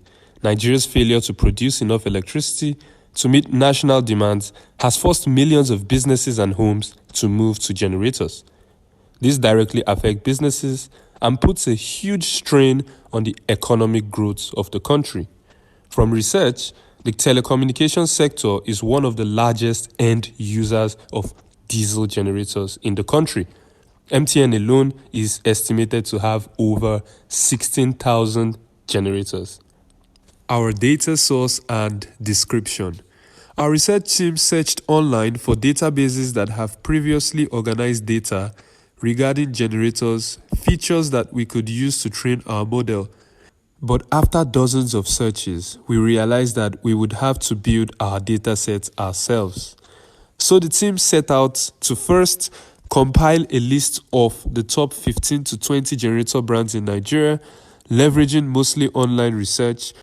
Secondly, the research team combed through hundreds of pages of official generator sites and collected the information we needed to build out our datasets, including number 1, generator name, tank size, power rating, fuel type, running time on a full tank, and engine type.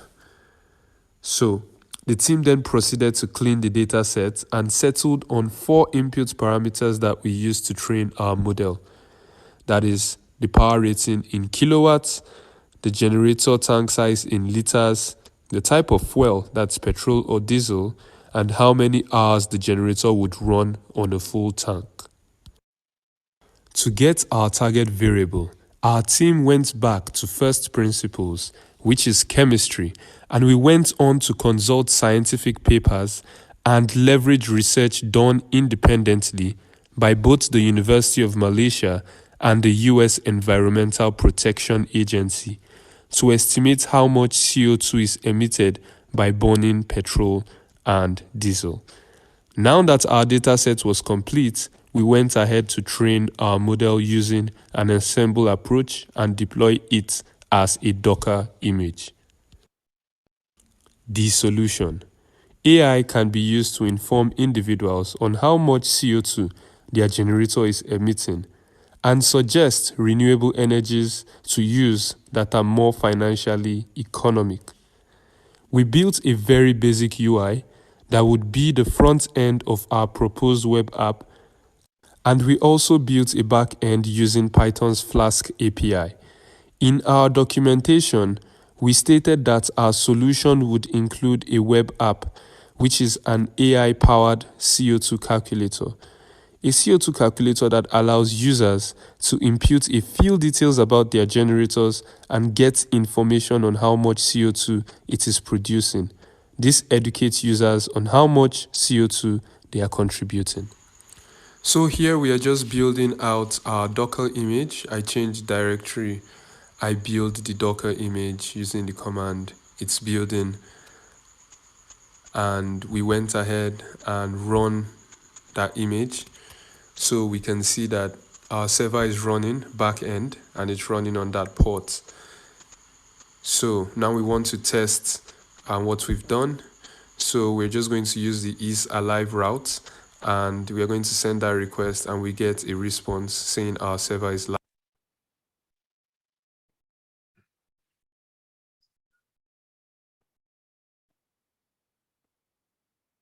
Sincere apologies, there was a technical error there.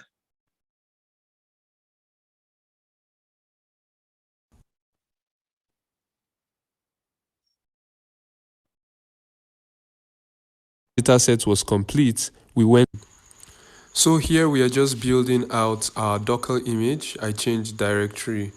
I build the Docker image using the command it's building, and we went ahead and run that image.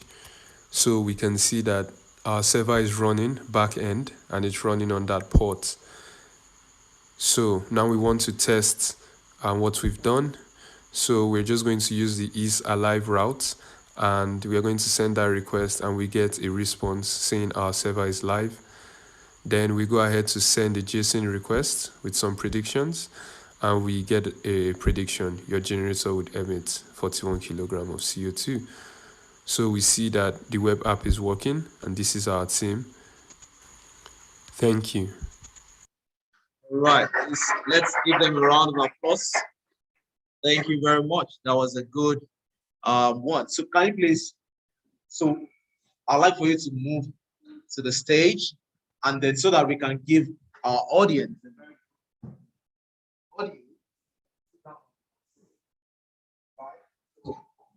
Well, let's see the questions we have. Let's see the questions. Can we have this? I need to also move that down. All right, nice presentation. So while the judges continue to grade, okay, Dr. Victor's hand is up. So Dr. Victor, please unmute. You can also turn on your video so that we can hear and see you, sir. Thank you. Just a simple question. Do you have statistics? Well, group presentation, I mean, it was a nice one, and I like the way you structured it. Do you have statistics on the amount of CO2 emission coming from generators? I mean, apart from the amount we're spending on generators, what the CO2 emission from them are being maybe in Nigeria, for instance? Do you have data on that? That's one. Then, after helping somebody to calculate, so you say you can recommend, so I don't know to what extent did you go trying to recommend, because the most important thing is how do you reduce at the end of the day? If somebody calculates and feels it's not my concern, whether I'm generating or not generating, it's not my concern. So to what extent have you gone in the aspect of recommending so that it can change the behavior? Maybe somebody can even drop using the generator and prefer using solar panel. So I'd like to have your comments on that. Thank you. Right, just a moment. The first one I remember is one of recommendation. So basically, after we've been able to predict this CO2, the parts in the weather where we'll be able to do the comparative analysis between the cost of generator and the cost of solar, such that the users, once seeing the amount of CO2 they are emitting, will then be motivated to shift towards solar panels. And then also the comparative analysis, once done, will allow the user and the customer to see how much it costs them to use and maintain a generator, how much it costs them to use solar. So therefore, they will now be able to do like aid and assist them in onboarding to solar panels. So it's not seeing the cost and seeing that solar panels are cheaper long term than generators do to shift towards solar panels.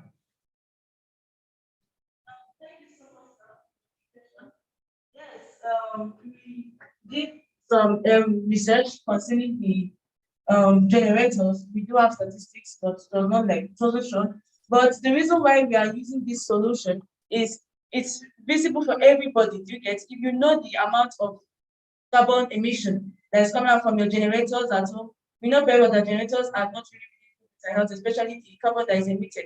It affects us health-wise. So if we know the amount of carbon that is being emitted in our generator, we're able to know how solar, we're able to know how important it is to move to other renewable energies, especially solar panels. We know very well that sunlight is for life, because sunlight is unlimited. It's renewable. We can get sunlight anytime. So we know very well that the problem with Nigeria that we are facing right now is that solar energy is very, very expensive. That's why most people prefer to use generators. But looking at it long term, the cost analysis that you have spent on generators and fuels alone, and fuels are getting more expensive in Nigeria. So the cost generators that you're spending on fuels alone it's more, the amount is actually more than just buying solar panel and using it at your homes. So we came up with this idea so that you're able to predict carbon emission from generators and be able to replace it with solar energy. Thank you, sir, if you have been able to answer your question. Okay, let me just make a comment. I would say, yeah, one of the things you can do is to also kind of curate. There are several companies in Nigeria now that can do solar installation for you. You don't pay. In fact, some of them you pay just on what you use. So it's not like you are buying. So you may partner and kind of recommend, when you are recommending, you can recommend solutions that are affordable to them. So that they don't just only know that they are creating a problem, but they know that there are solutions that are affordable, because affordability is key if you want to change the behavior. Thank you. Thank you, sir. Also, for them, the solution will also give other organizations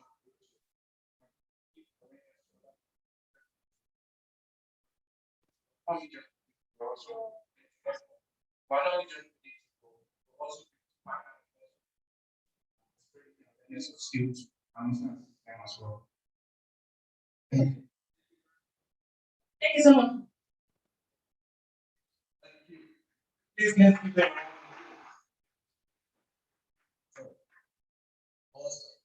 To confirm from the speaker, if we have all the scores in, so that we can move to the next thing.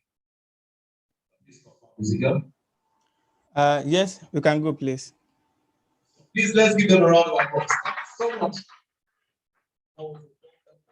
Our presentation.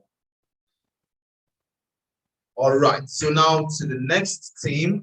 So let's see. Team I. Interesting.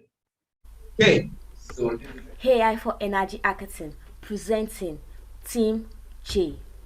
Hi, my name is Miriam. I'm the team lead for Team J, and I'm here to walk you through this journey on our AI solution, software solution, and research poster, the technical details surrounding it, its value to business owners, and its working mechanisms.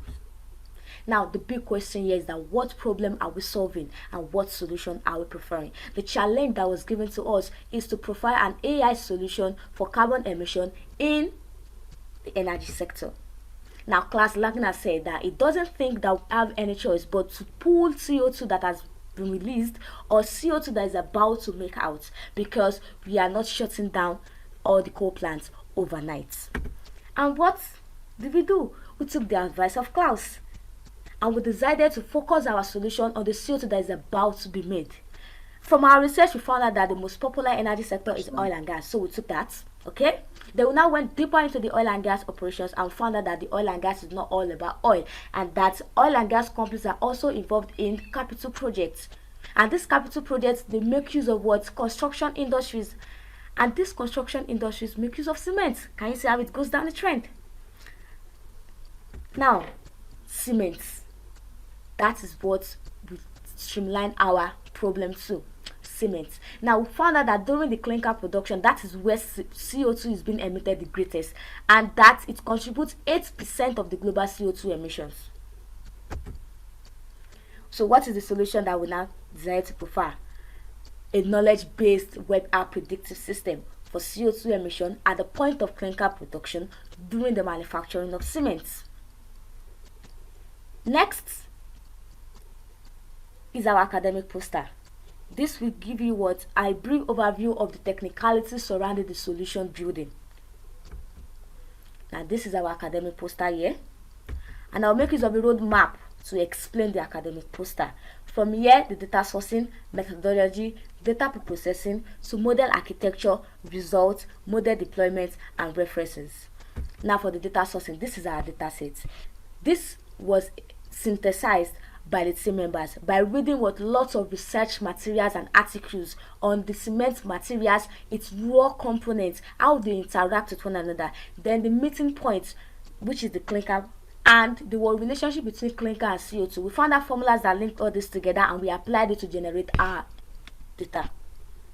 Then from there, preprocessing. We need to preprocess our data, and this was done by filling in missing values, scaling down the features, and also finding the word feature importance and dropping the features that are of least importance.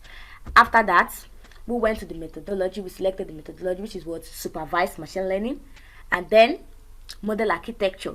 The architecture used was also what? A linear regression model, in which what? A cross-validation of grid search cross-validation was used of K40 equals to 5 and a hyperparameter range between 2 and 5. The estimator that we used was what? Recursive feature elimination, and this was because recursive feature elimination will select features based on how well they affect the model's performance. Finally, the result, the metric that we used was accuracy, and we had an accuracy of 97%. And finally, we deployed our app. The app was deployed making use of what? Streamlit. Now, the video now will show you what the working mechanism of the app. Now, on the screen now, here is a video of the app. Now, you can see that the user is inputting what?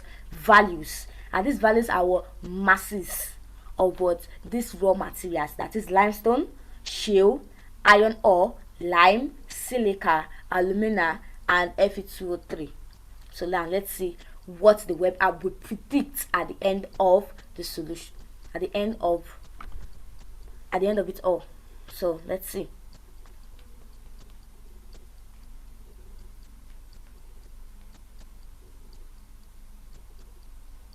Okay, we're about to predict CO2 that will be emitted. 10 kilograms of CO2 will be emitted. Thank you. Now, what are the key takeaways from the video? We found out that this is the white box AI model. That is the feature understandable, it's easy, it is explainable, it's also simple to use, and it is intuitive. That is, from this app you can make data-driven decisions, and finally it is scalable as a result of the learning algorithm that was used, which is linear regression. Now, where do we see our solution being used? One, from the engineering CEO to the engineering manager, they can make use of this app in making data-driven decisions, and also companies can make use of this app to prove that their activities are green. That is, either are they releasing more carbon or not. Now, how can we make this solution better? We can make our user interface more intuitive, that is, making it more interactable using the UI UX principles. We can also discover new materials with low carbon emission.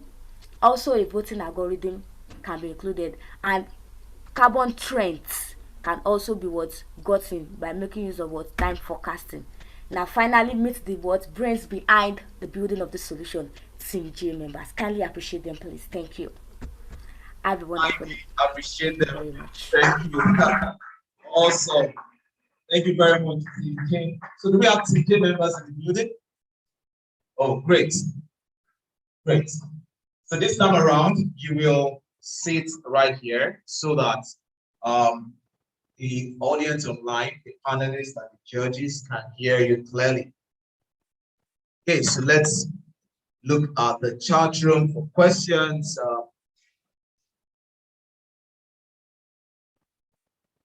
Okay, so there's this is from James, says, I will want Team J to tell us the kind of machine learning algorithm used for the implementation and the performance metrics used for evaluation of the machine learning model. So, Team J, you have responsibility. Thank you very much. All right, no problem. Please come sit down. Thank you very much. Just tell us the machine learning algorithm used.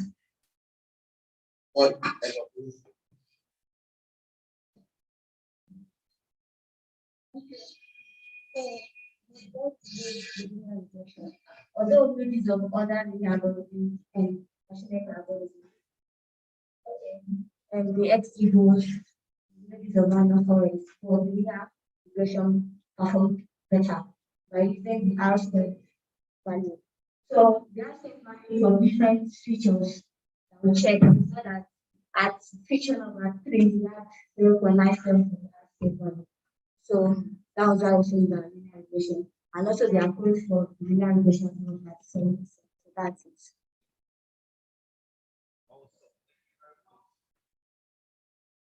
Hey.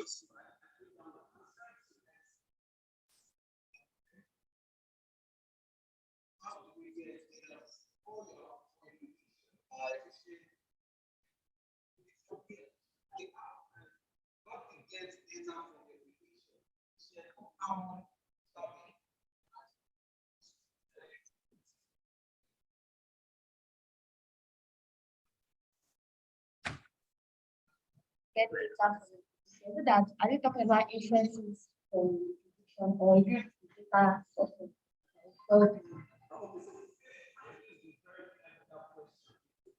Using okay, so I have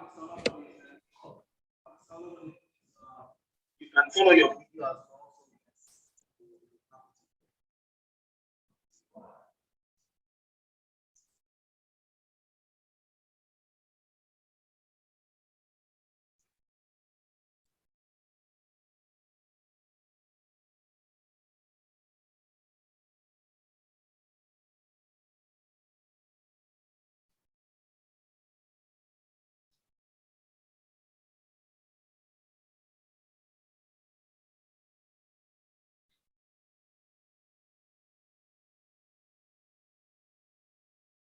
Yes.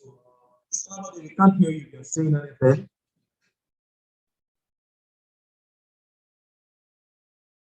Okay. Okay.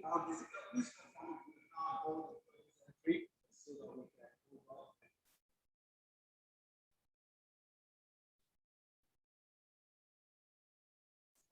We cannot hear anything. Can you hear me?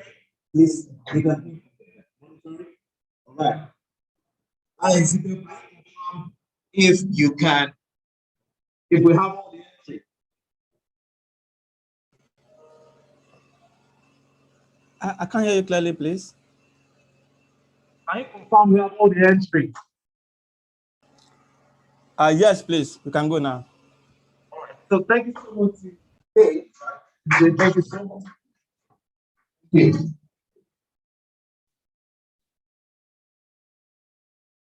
All right. So move on to the next. I believe we are all picking some key lessons. Thank you all for staying till up to this time. And we have just about 3 teams to go. So we need to fast about it. All right. So we have team Chemotronics. Chemotronics. So let's hear from team Chemotronics. Good day, ladies and gentlemen. This is Team Chemotronics.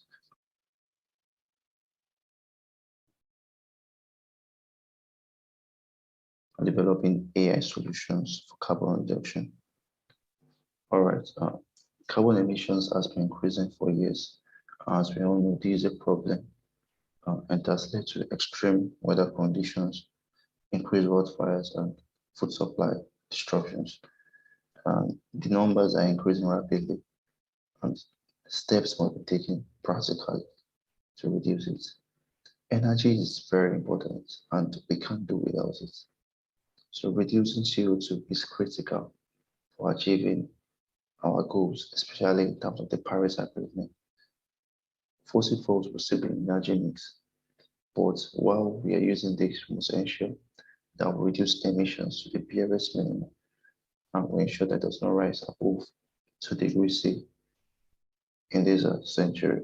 All right, our solution is an IoT device combined with the ML model, and it's going to help companies to deploy solutions strategically. And since they have access to this real-time data, it will help them drive decisions qualitatively. That is, once the sensors provide the data, they can deploy them as at when due and appropriately. So this is the IoT device, the dashboards we have them here, and so we have the application for the deployed algorithm. So we can use it to generate data for future usage. The AI model will also help in forecasting, and we have a long-term goal of researching cheaper ways of carbon capture and storage as a team. So Victor continues. Hello everyone, this is Victor from Team Chemotronics. And what we have here is the IoT device, which is composed of two sensors.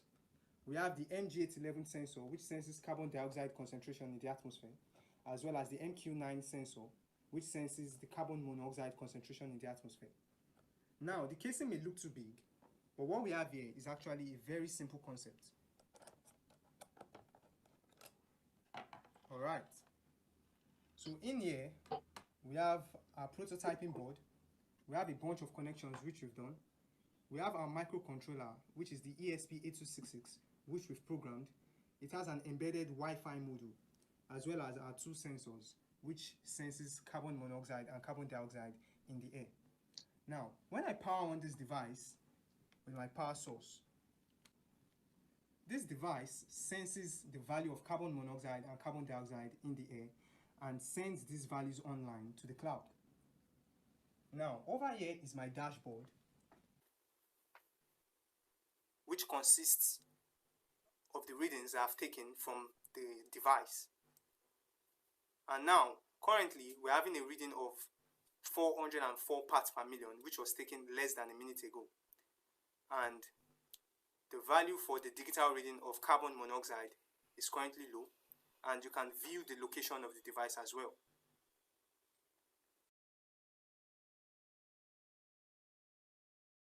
Thus far, we have been able to take 2,216 entries, and we have also, aside this dashboard, been able to create an API endpoint such that folks can decide to use our data to create their own dashboards. We also created a dashboard using the API endpoint, and we are able to log the values as we are getting them from the device into the dashboards. Aside these dashboards which we've created, we also have an application which we've created. Now, this web app predicts the value of carbon emitted at any time and any location. All you need to do is to select the industry. I'll be selecting the residential area, the preferred year, which is 2025, the month, which I'll be selecting September, and the day. Then, of course, you select your preferred country, which you want to predict for.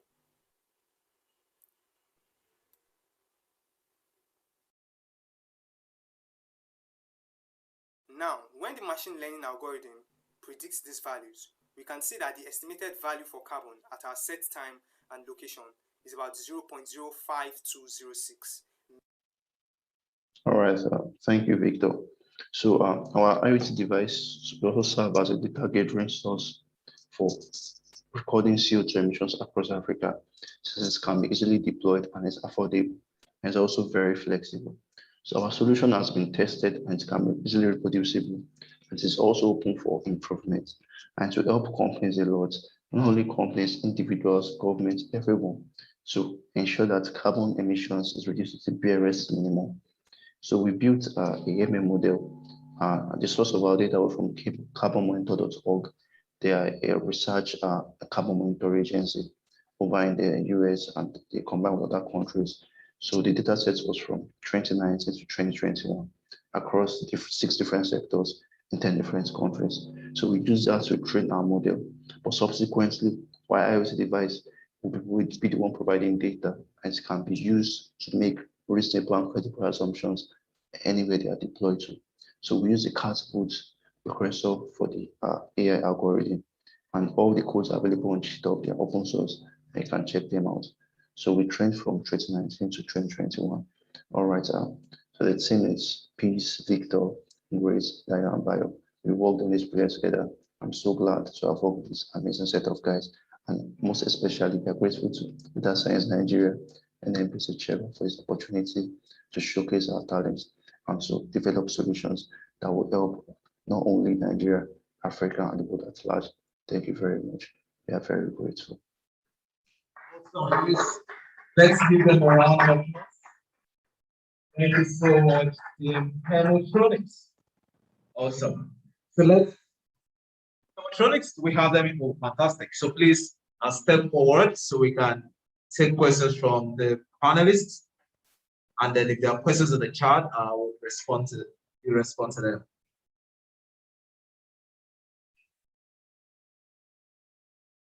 Okay, no questions yet for you. But of course, as you can see, nice presentation. Great. Nice innovation from Team Chemotronics. Great. Okay, so in the absence of questions, Ezekiel, can you please confirm if we have all the entries from the judges? Yeah, still waiting for some of them, please. All right. Okay, so this is a question for you. Where will the device be placed? Where will the device be placed? Example of where the device will be placed. There's number 6. That's the point. Thank you. All right, so the solution is the IoT device. Anyway, for example, if an organization intends to pick or buy the IoT device, place it in the environment where carbon is being generated, or if it's government willing to buy the IoT device, you can place their postcodes or locations where they want to track. So the device can actually be placed anywhere, right? That you intend to track. So any location, even if it's your house, you can place it to your generator house. There are so many places just for you.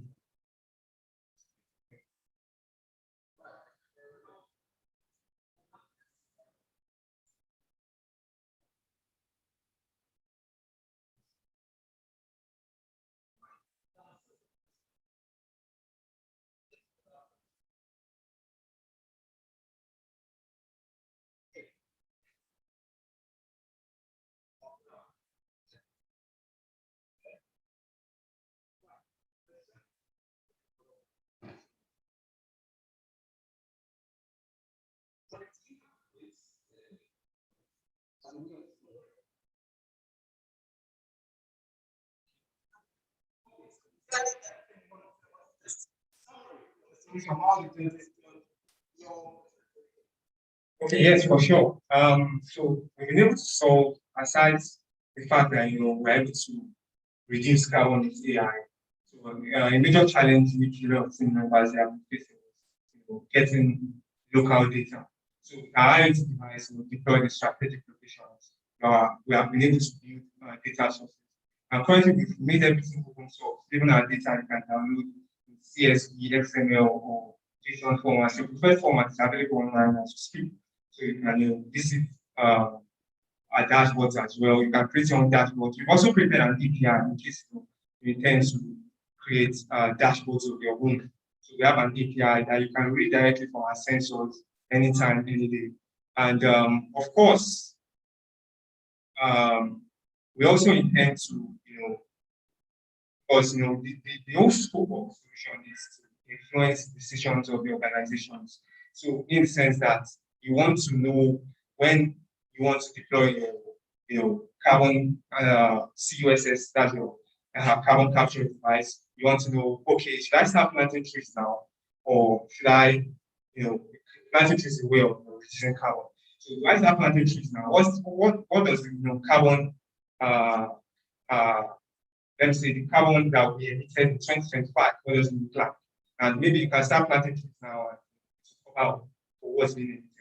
Or okay, in Agile right now, we need to deploy a very expensive CUSS. Or maybe Lekki, there's no need to, just need to relax. There's no need to make any step or decision now. So these are decisions that are AI model influence and guidance. Thank you so much. Thank you very much. That's a wonderful presentation. So Ezekiel, can you confirm we have all entry from our esteemed judges? Still waiting, please. Okay, all right. So let's see if we have more questions.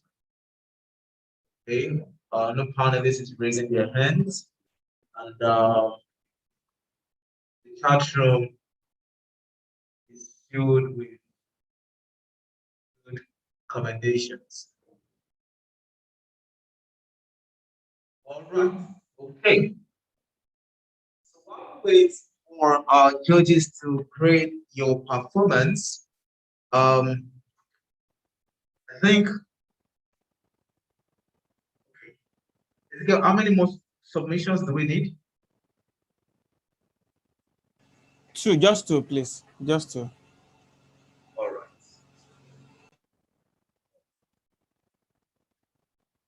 right. Okay, come on. Okay, I'll also just for our audience now. So everything we've done so far has been open source. Tutorials. Every of our data is open source, and we've gathered about 2,000 data points over 2, so you can check out. And steps on how to be the IoT device have also been released as tutorials as well. Open source tutorials. So let's check it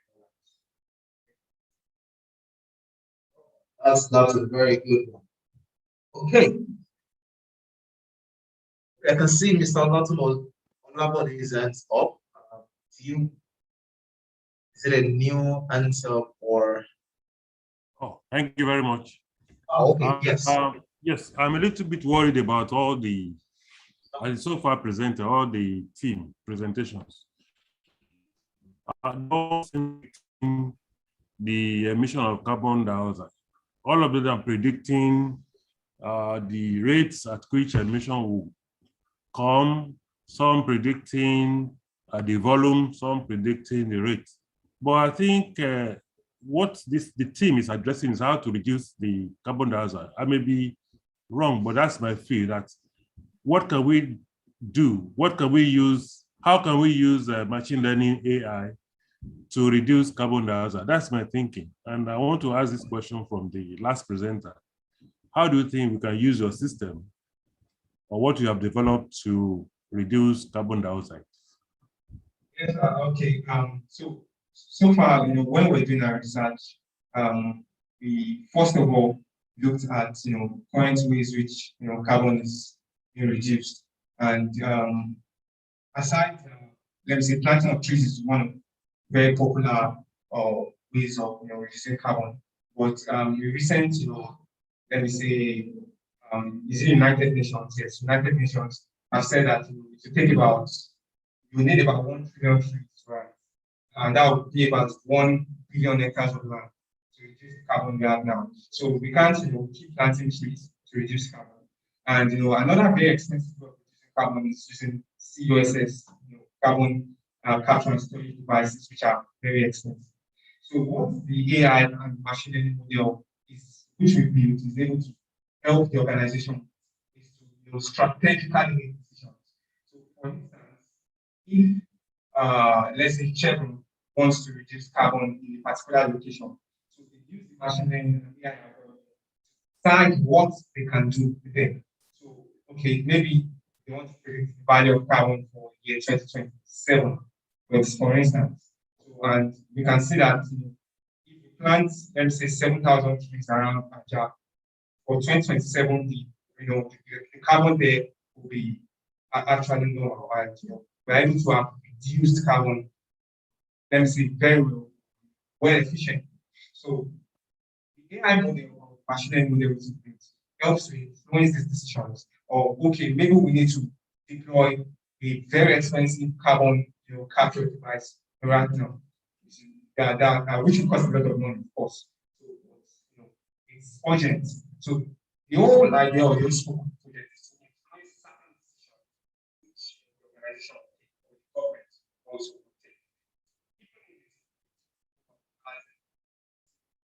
So all we need is assurance and insights, and yeah, that's what the AI is going to do. Thank you very much. Thank you so much. That was a wonderful presentation. Thank you. Just to confirm, Mr. Lobody, does that cover your question, sir?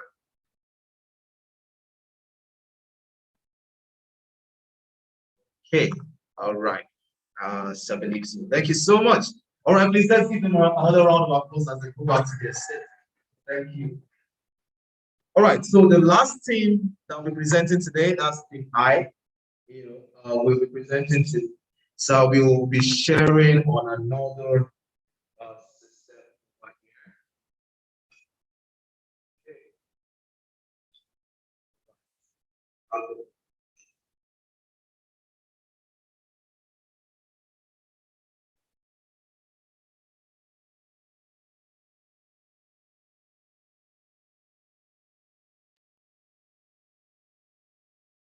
Welcome to our workflow.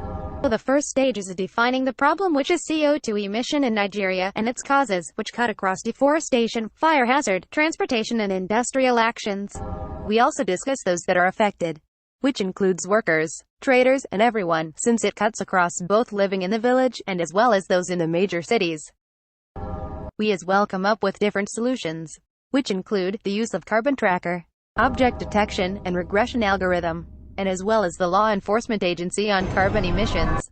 Let's discuss about our research paper. Climate change is one of humanity's most pressing problems, and as machine learning professionals, we may be wondering how we can help. The effect of climate change, which is generated by GHG, global greenhouse effect, owing to carbon creation from various sources such as energy, industrial machines, and automobile combustion engines, among others, has influenced climate change anomalies. In this study, we show how regression analytical models may be used to estimate CO2 emissions in various locations, making machine learning a strong tool for lowering greenhouse gas emissions and assisting society in adapting to a changing environment.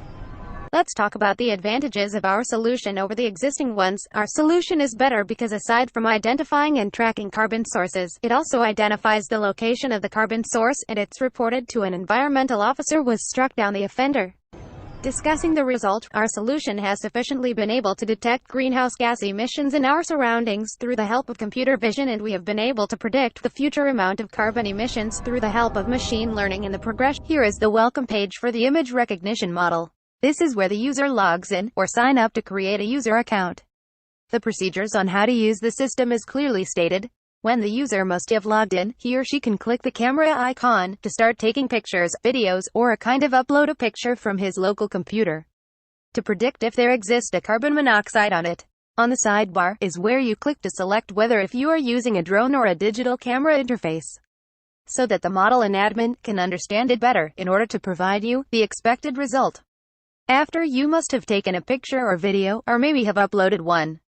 After the analysis, the system displays the amount of CO2 present, and the location of the place that produces high rate of carbon will be displayed alongside. A sidebar pops up for you to share your reports to the admin so that he or she can report to the appropriate authority. Here is the admin panel, which is designed such that the admin has control over the system performance.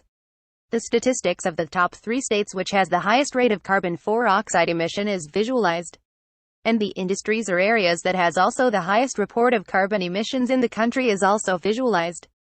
The admin also has a direct contact to the law enforcement agencies.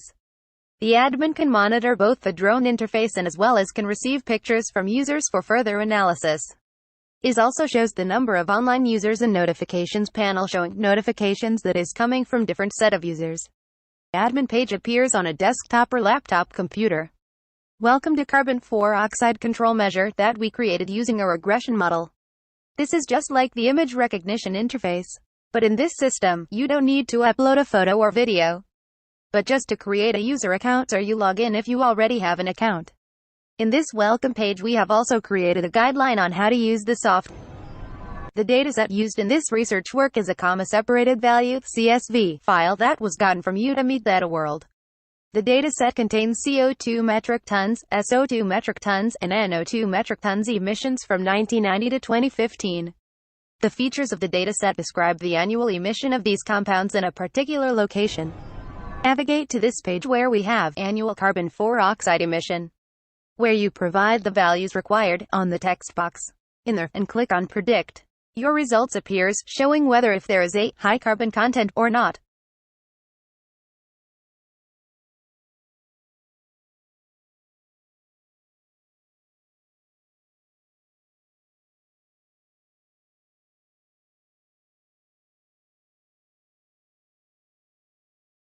All right, thank you so much, Team Hi. Do we have representatives of Team Hi here? Please give them a round of applause. Thank you very much. That was a wonderful presentation. Thank you so much. All right, so let's go to the question and he'll provide response. So let's see if we have questions here. Right, questions?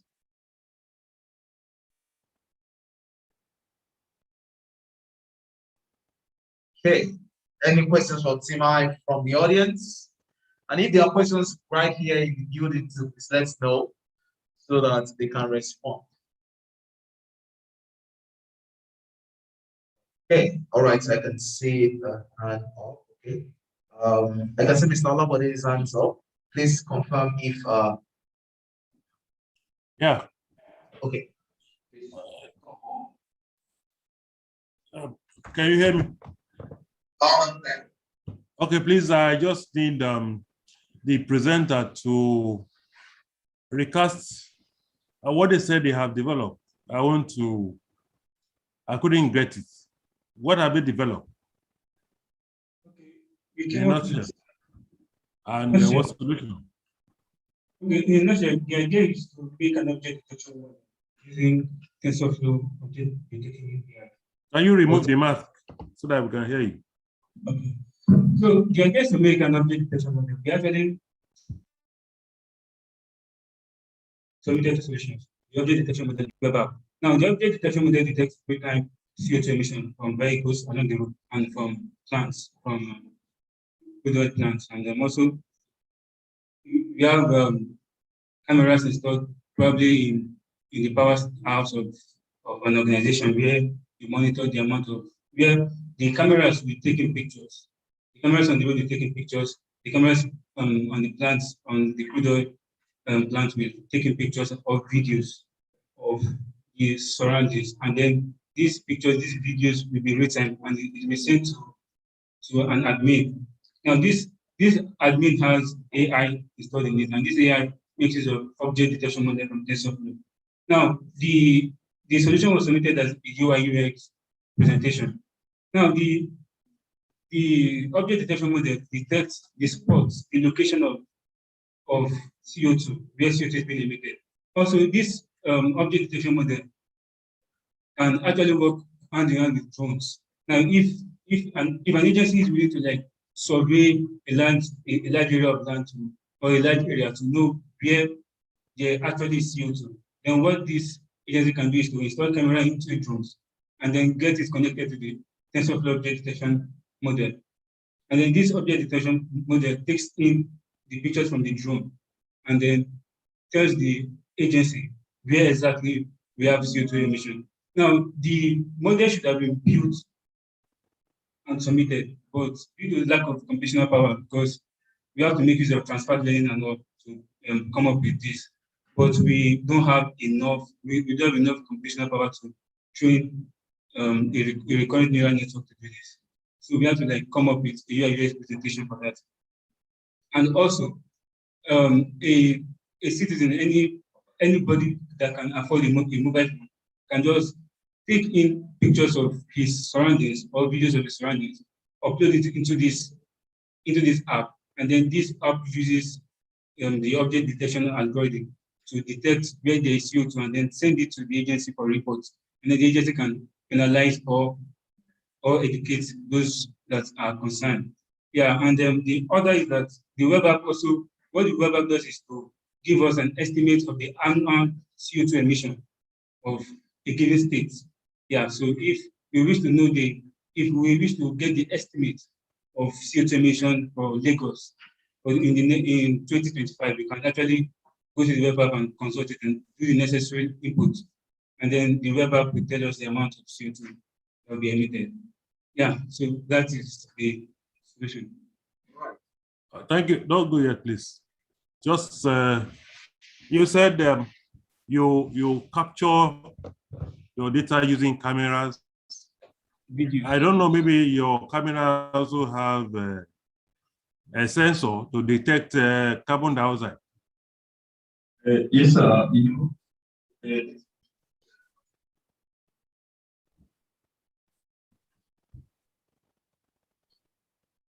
From the data set that we initialize, we actually get a video from DSLR in YouTube.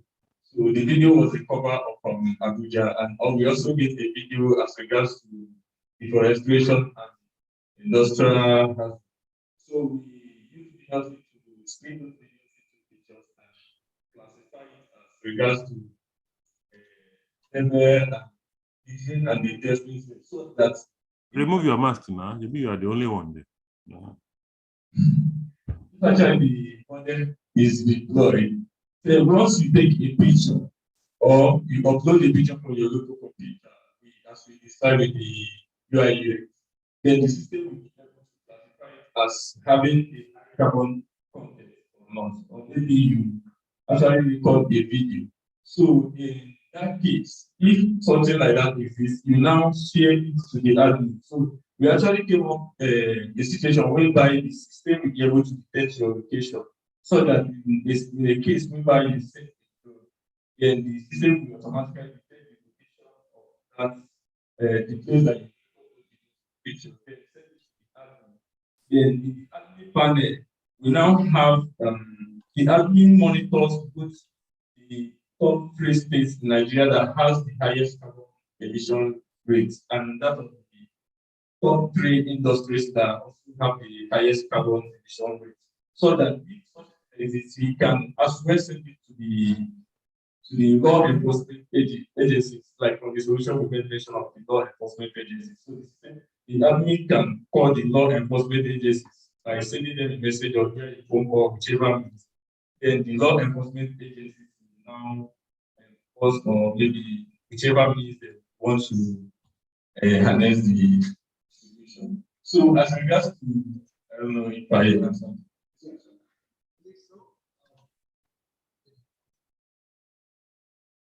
Okay, well, let me confirm. My colleague Ezekiel, do we have all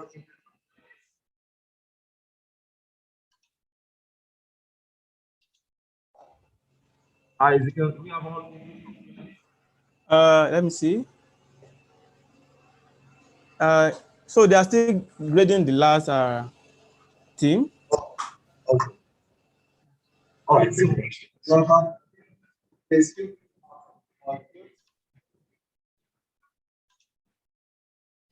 You have a quick one.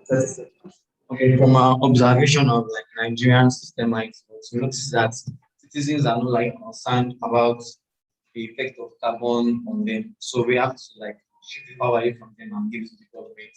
So we kind of like have a kind of empower each local government in the country, like for Lagos in instance, each local government have an environmental agency officer is that has the software we have designed. Then the software has a drone that can go out maybe in any time like and scan the area and checks for carbon emission and mixture of the area. And if it gets it, it sends the report of the location back to the carbon, back to the environmental agency officer. Then we can take action. We have to educate them. If it's from generators, we educate them to from generators, we educate them to get solar energy. And if it's from like mini factories in the streets and also that runs on generators that are not well maintained, also they cannot that are big and not well maintained, that are moving thick smoke also, we ask them to maintain the generators, and then we can even be placed on highways, our highways. So we have all these, the cameras can be placed on highways, so we can monitor the cars that have high carbon emission, like those are not well maintained, that are removing kind of thick smokes from them. So they are captured, their plate numbers are captured, so we can use and recognize them. Then we can track them and disable the car from moving from operation and so on. Thank you.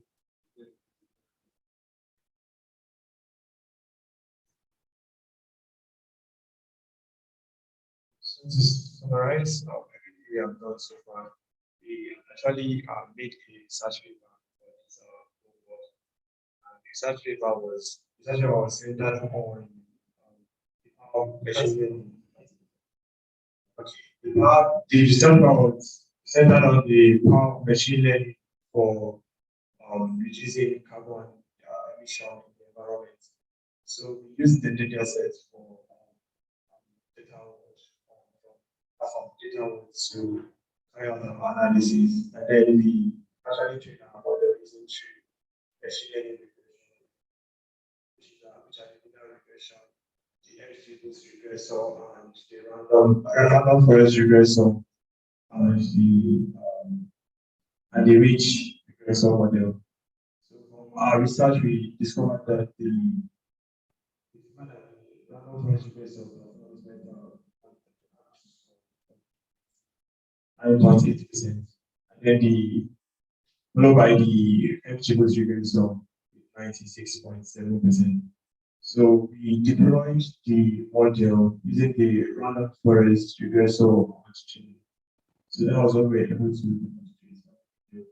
But for the research paper, we had a feature works to improve this research using the power of deep learning to gather more data from our drone system that using the UI UX.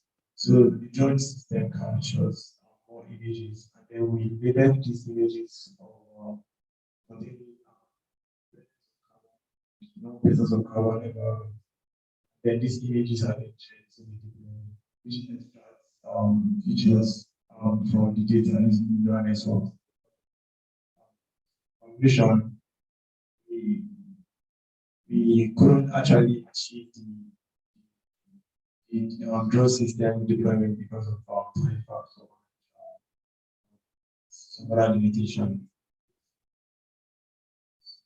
So in conclusion, we actually carry out this task for deploying our model on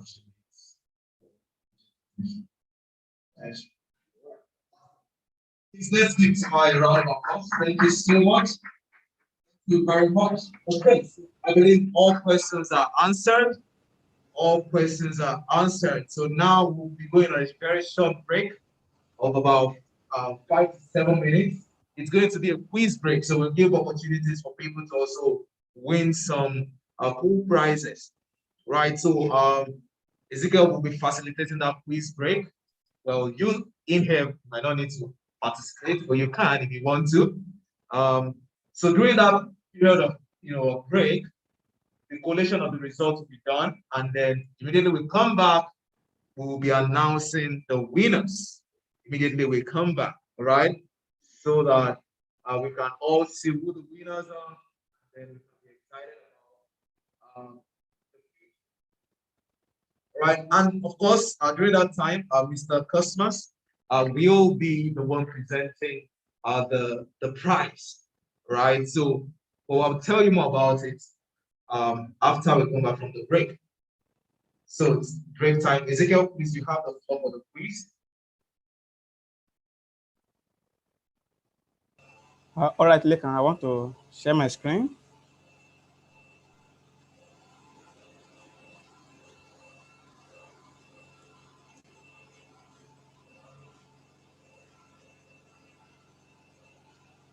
Can you see my screen, please? Yes, your screen is up. Your slide is up, not the cards. Okay. Can you see the Kahoot quiz now? Yes. All right, great. So do you want to talk to that? I should talk to it. I think we can go to the Kahoot directly as a single window, and then we then speak to it on the Kahoot. Okay, great.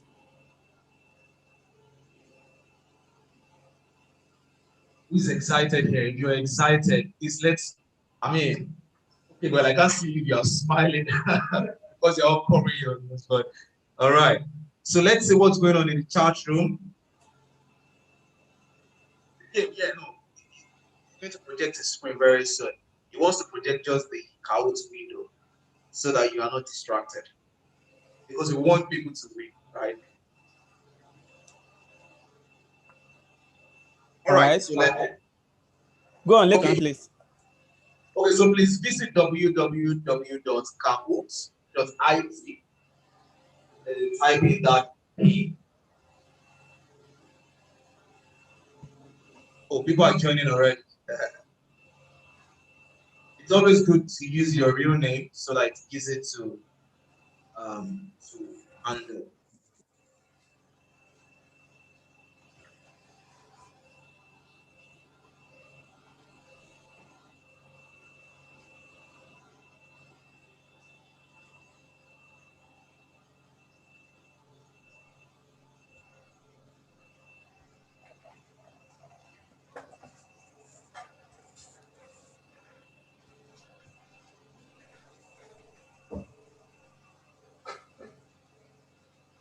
All right. I think we have a lot of people in here already.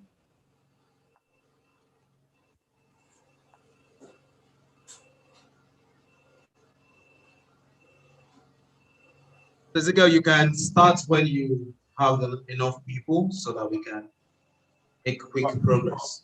Oh, all right. So let's have like 40 and then I start.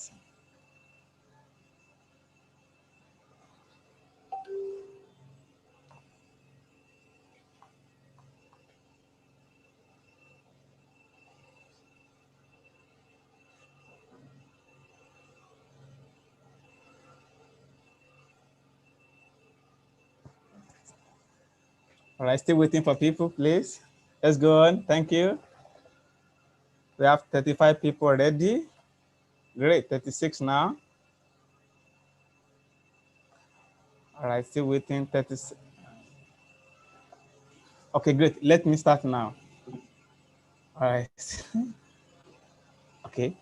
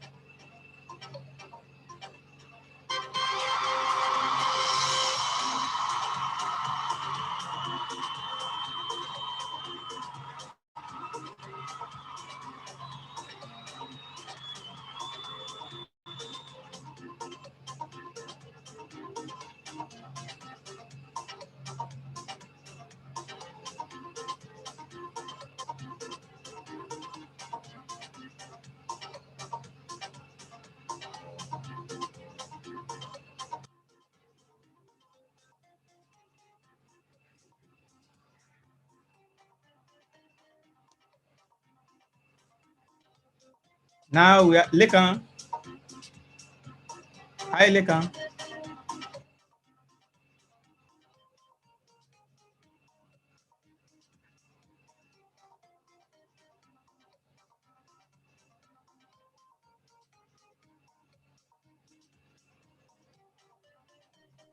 Please go ahead and announce the winners of the quiz.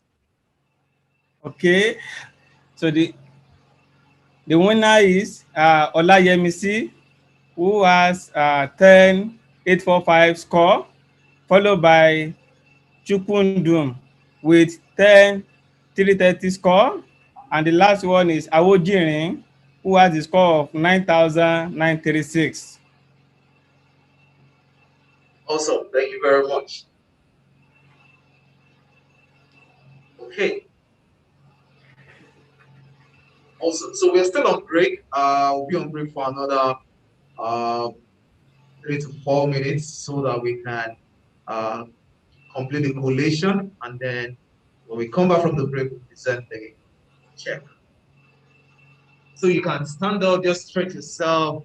For viewers at home and in the office, you can also stand up, just, the time we'll be waiting for is almost here. So let's just stretch. Don't go too far. We're coming back here in another 3 minutes.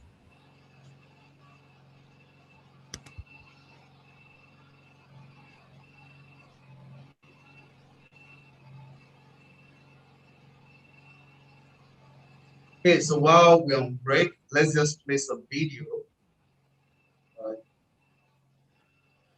Video.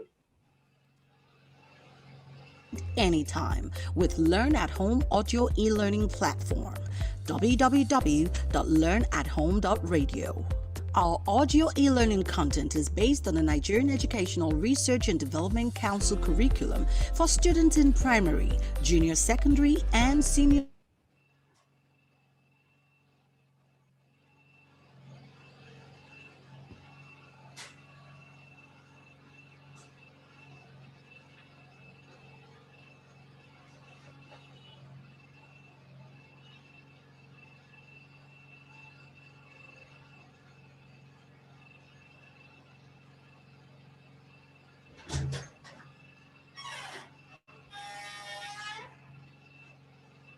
E-learning platform, www.learnathome.radio.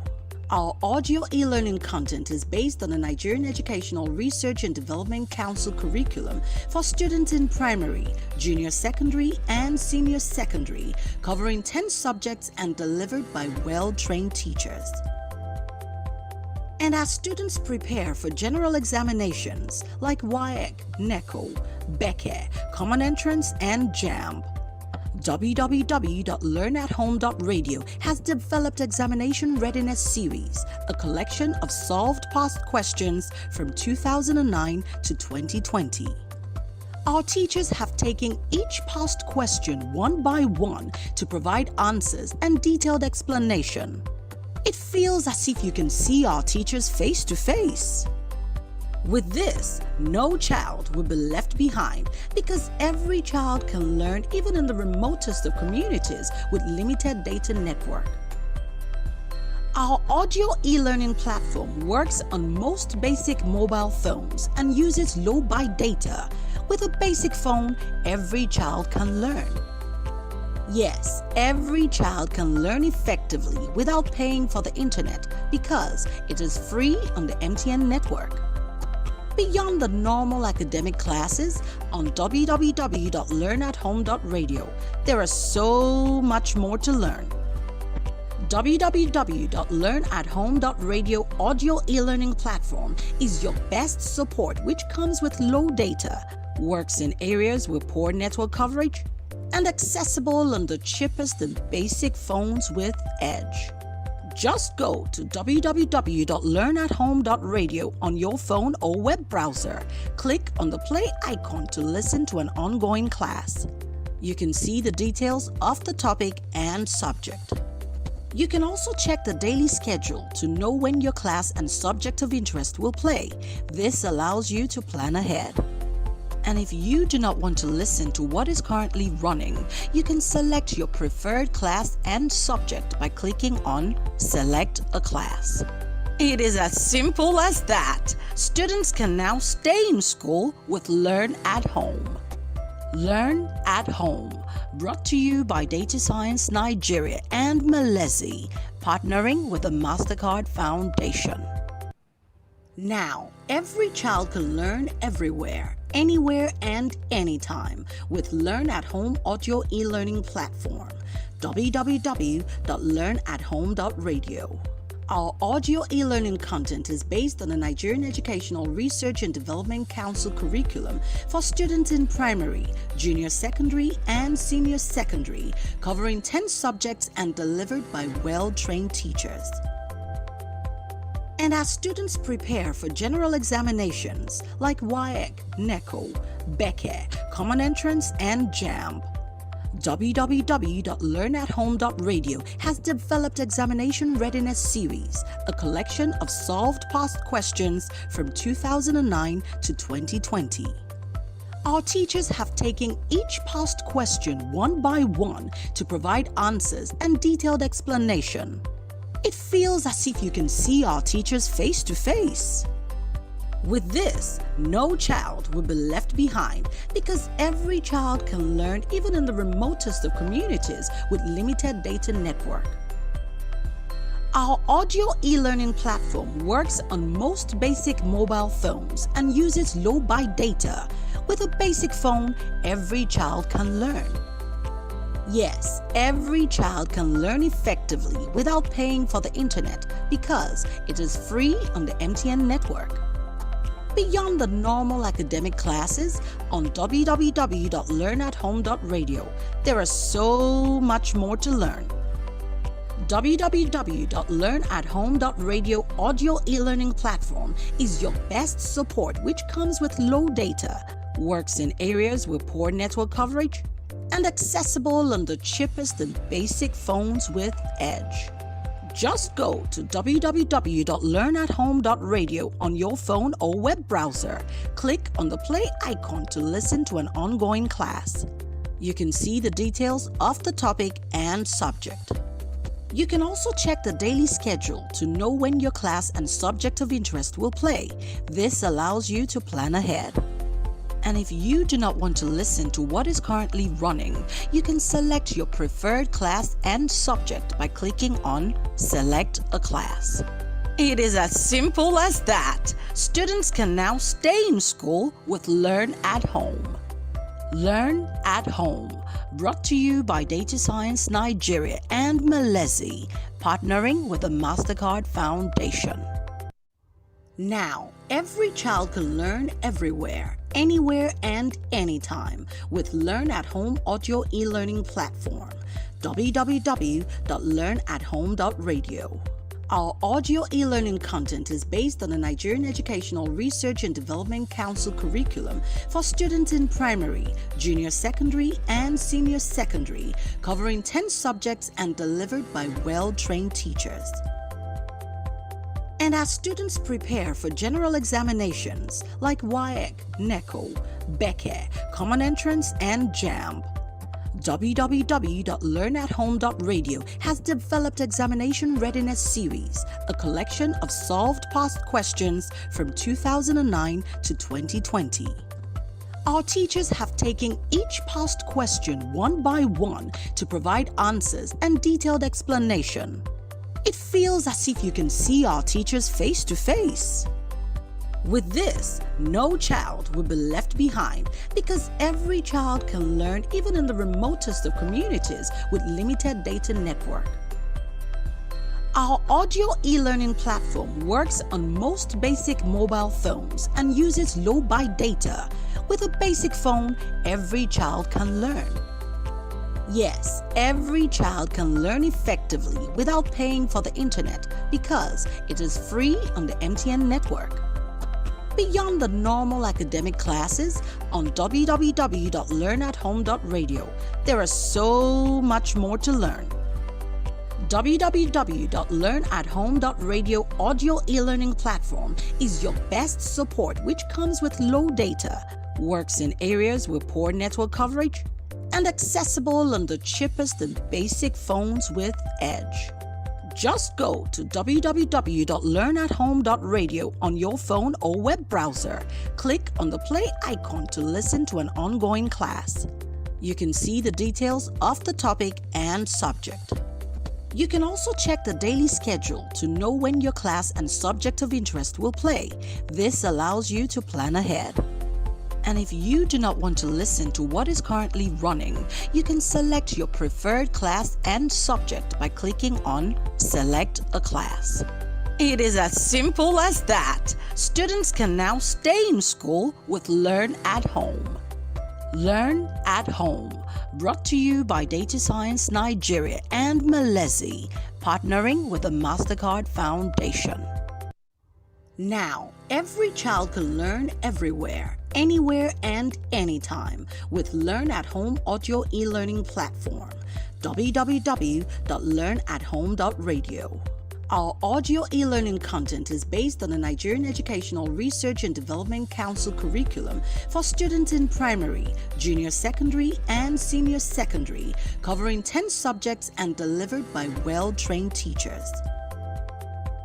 And as students prepare for general examinations like WAEC, NECO, BECE, Common Entrance, and JAMB, www.learnathome.radio has developed Examination Readiness Series, a collection of solved past questions from 2009 to 2020. Our teachers have taken each past question one by one to provide answers and detailed explanation. It feels as if you can see our teachers face to face. With this, no child will be left behind because every child can learn even in the remotest of communities with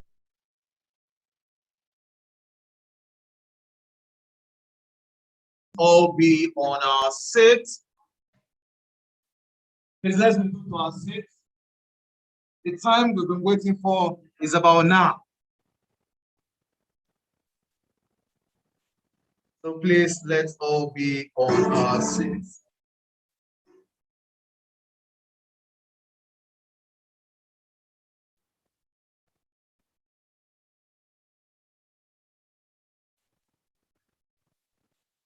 Okay.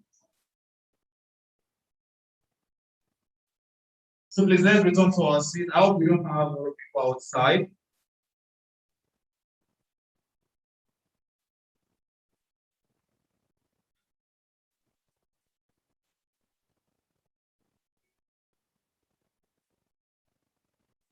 Okay.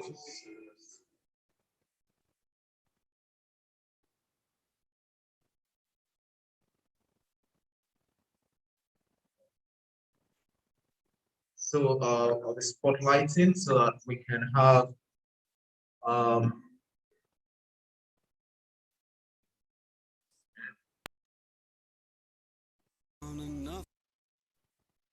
so we have Mr. Cosmos Weze on the call. He's the Director of Business Service Department, Chevron Nigeria Limited. So he will be the one to announce the winners. So just to confirm, Mr. Cosmos is on the call. Okay, just a minute, so I spotlight his video. Oh, fantastic. Good to see you, sir. Thank you. I'd like the audience to confirm if they can see Mr. Cosmos. It's very important. While I stop my video. So can the audience confirm? You can see? Yes, we can. Yes, we can. Yes, we can see. Awesome. Thank you very much. Okay, so it's the time we were waiting for. The energy here is high. Awesome. Okay. Are we ready? Yes, sir. Can you hear me? Okay. Are we ready? Excellent. I tell you, this has been very, very competitive. I don't envy the judges. They must have found it very difficult to judge these presentations and the solutions. But I'm glad I'm doing the easiest of the jobs by presenting the prizes to the winners. And like you have been told, everybody today is a winner. We are all participated. You are a winner. Take that from me, and we appreciate you for all you've done to take us to this day. So with that, I just start from the second runners up. The third place is Team Titan. Titan. In the top place. A round of applause for them, please. Can we applaud them, please? Yes, Team Titan. Round of applause. Please, a round of applause for them. Awesome. Titans. Great. So you can stand right behind that, so you can take pictures. Please celebrate them. Celebrate them. Please, let's celebrate them, please. Team Titan. Wonderful, wonderful. Wonderful. Can we now go to the first runners-up? Right, thank you. Thank you. First runners-up. A second prize goes to Team Chemotronics. Team Chemotronics, second place, please.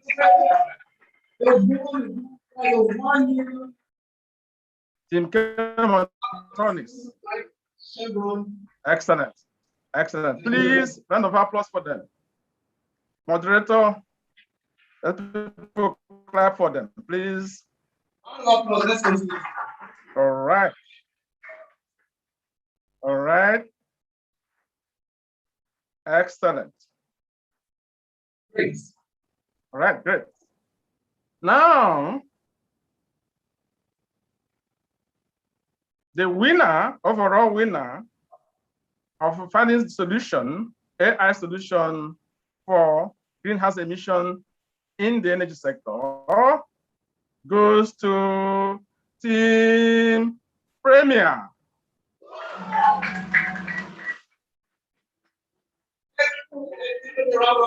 Congratulations. Congratulations. Please, please, a round of applause for them, please. 1.1 million naira in the AI for energy hackathon sponsored by NFBC. Congratulations, guys.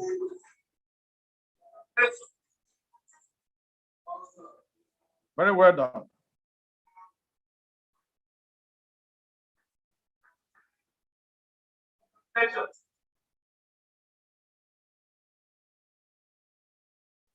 Moderator, over to you then.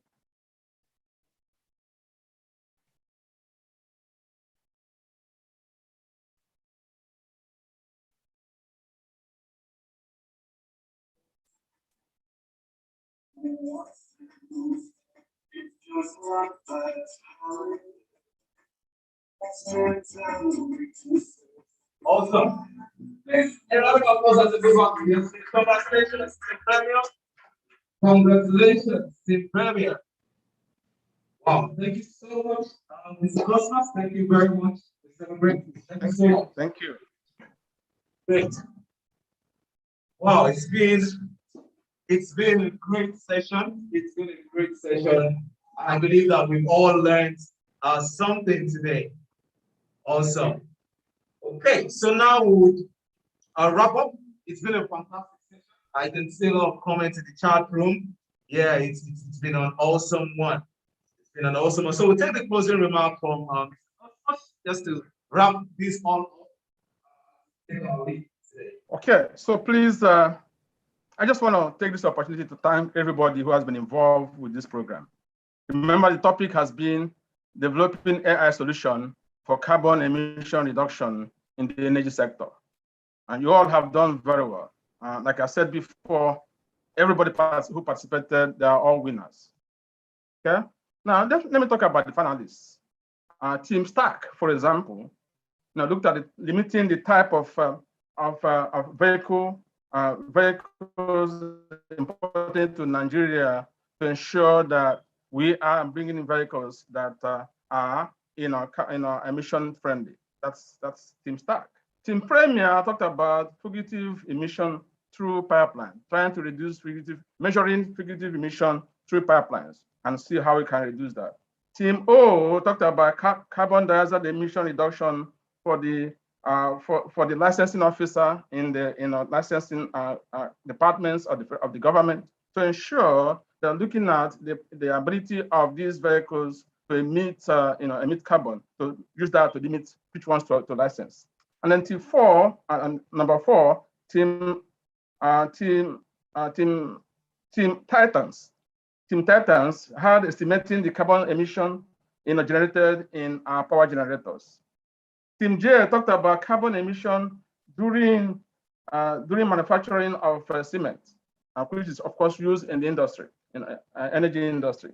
And of course, Team Chemotronics talked about trying to find looking at the quantity of carbon emissions in the air. And of course, Team I talked about predicting the carbon content in the atmosphere.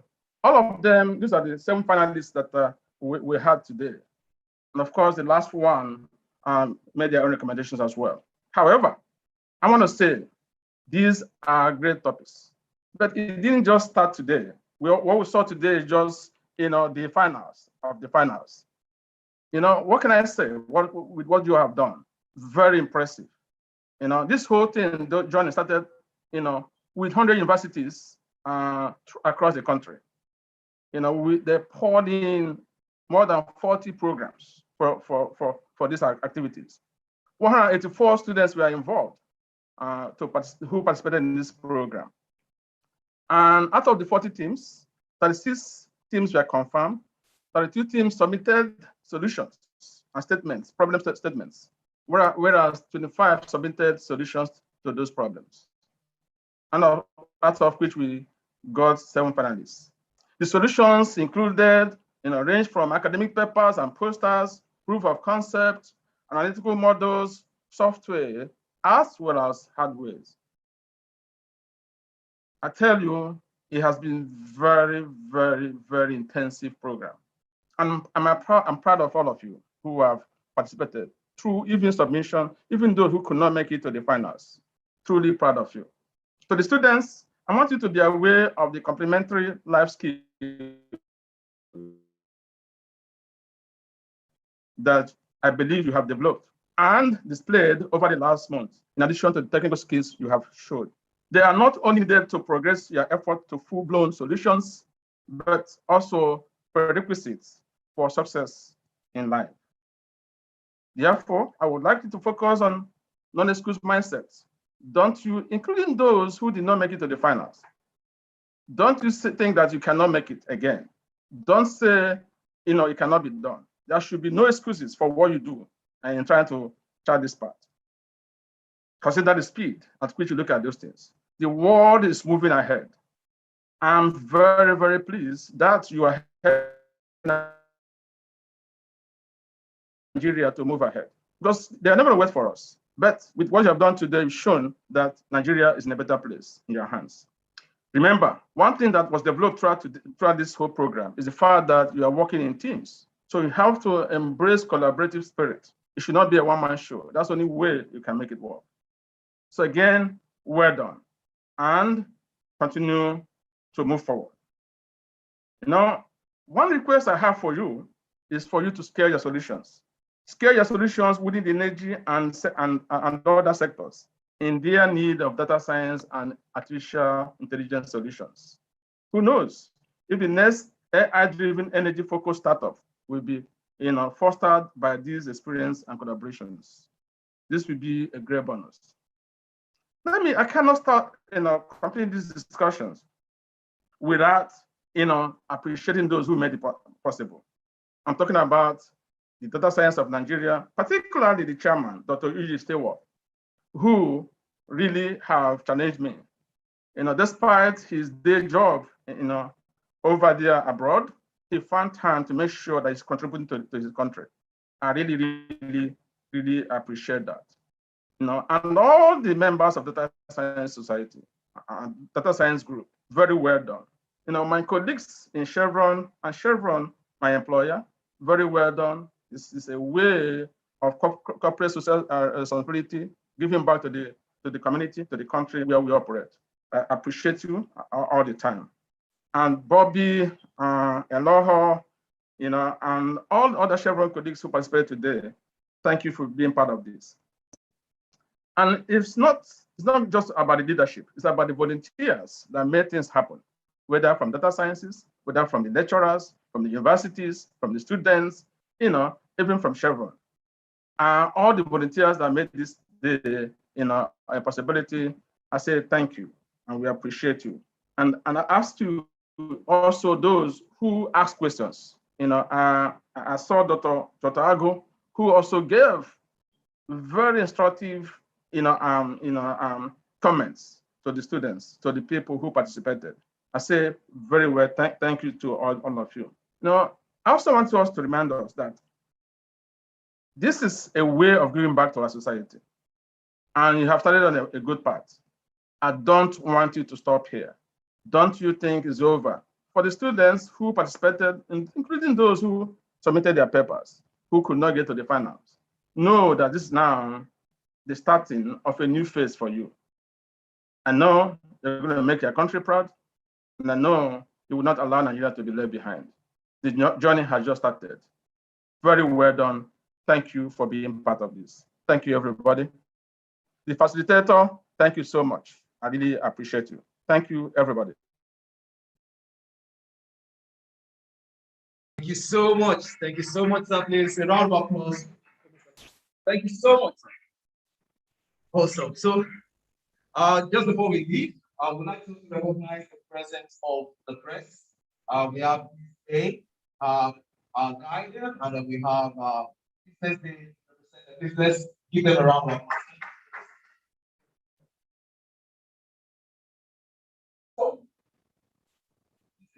If you're excited, can you please stand up and give yourself a round of applause for waking me up to this meeting? Everyone. That's the wrap. We've come to the end of this event.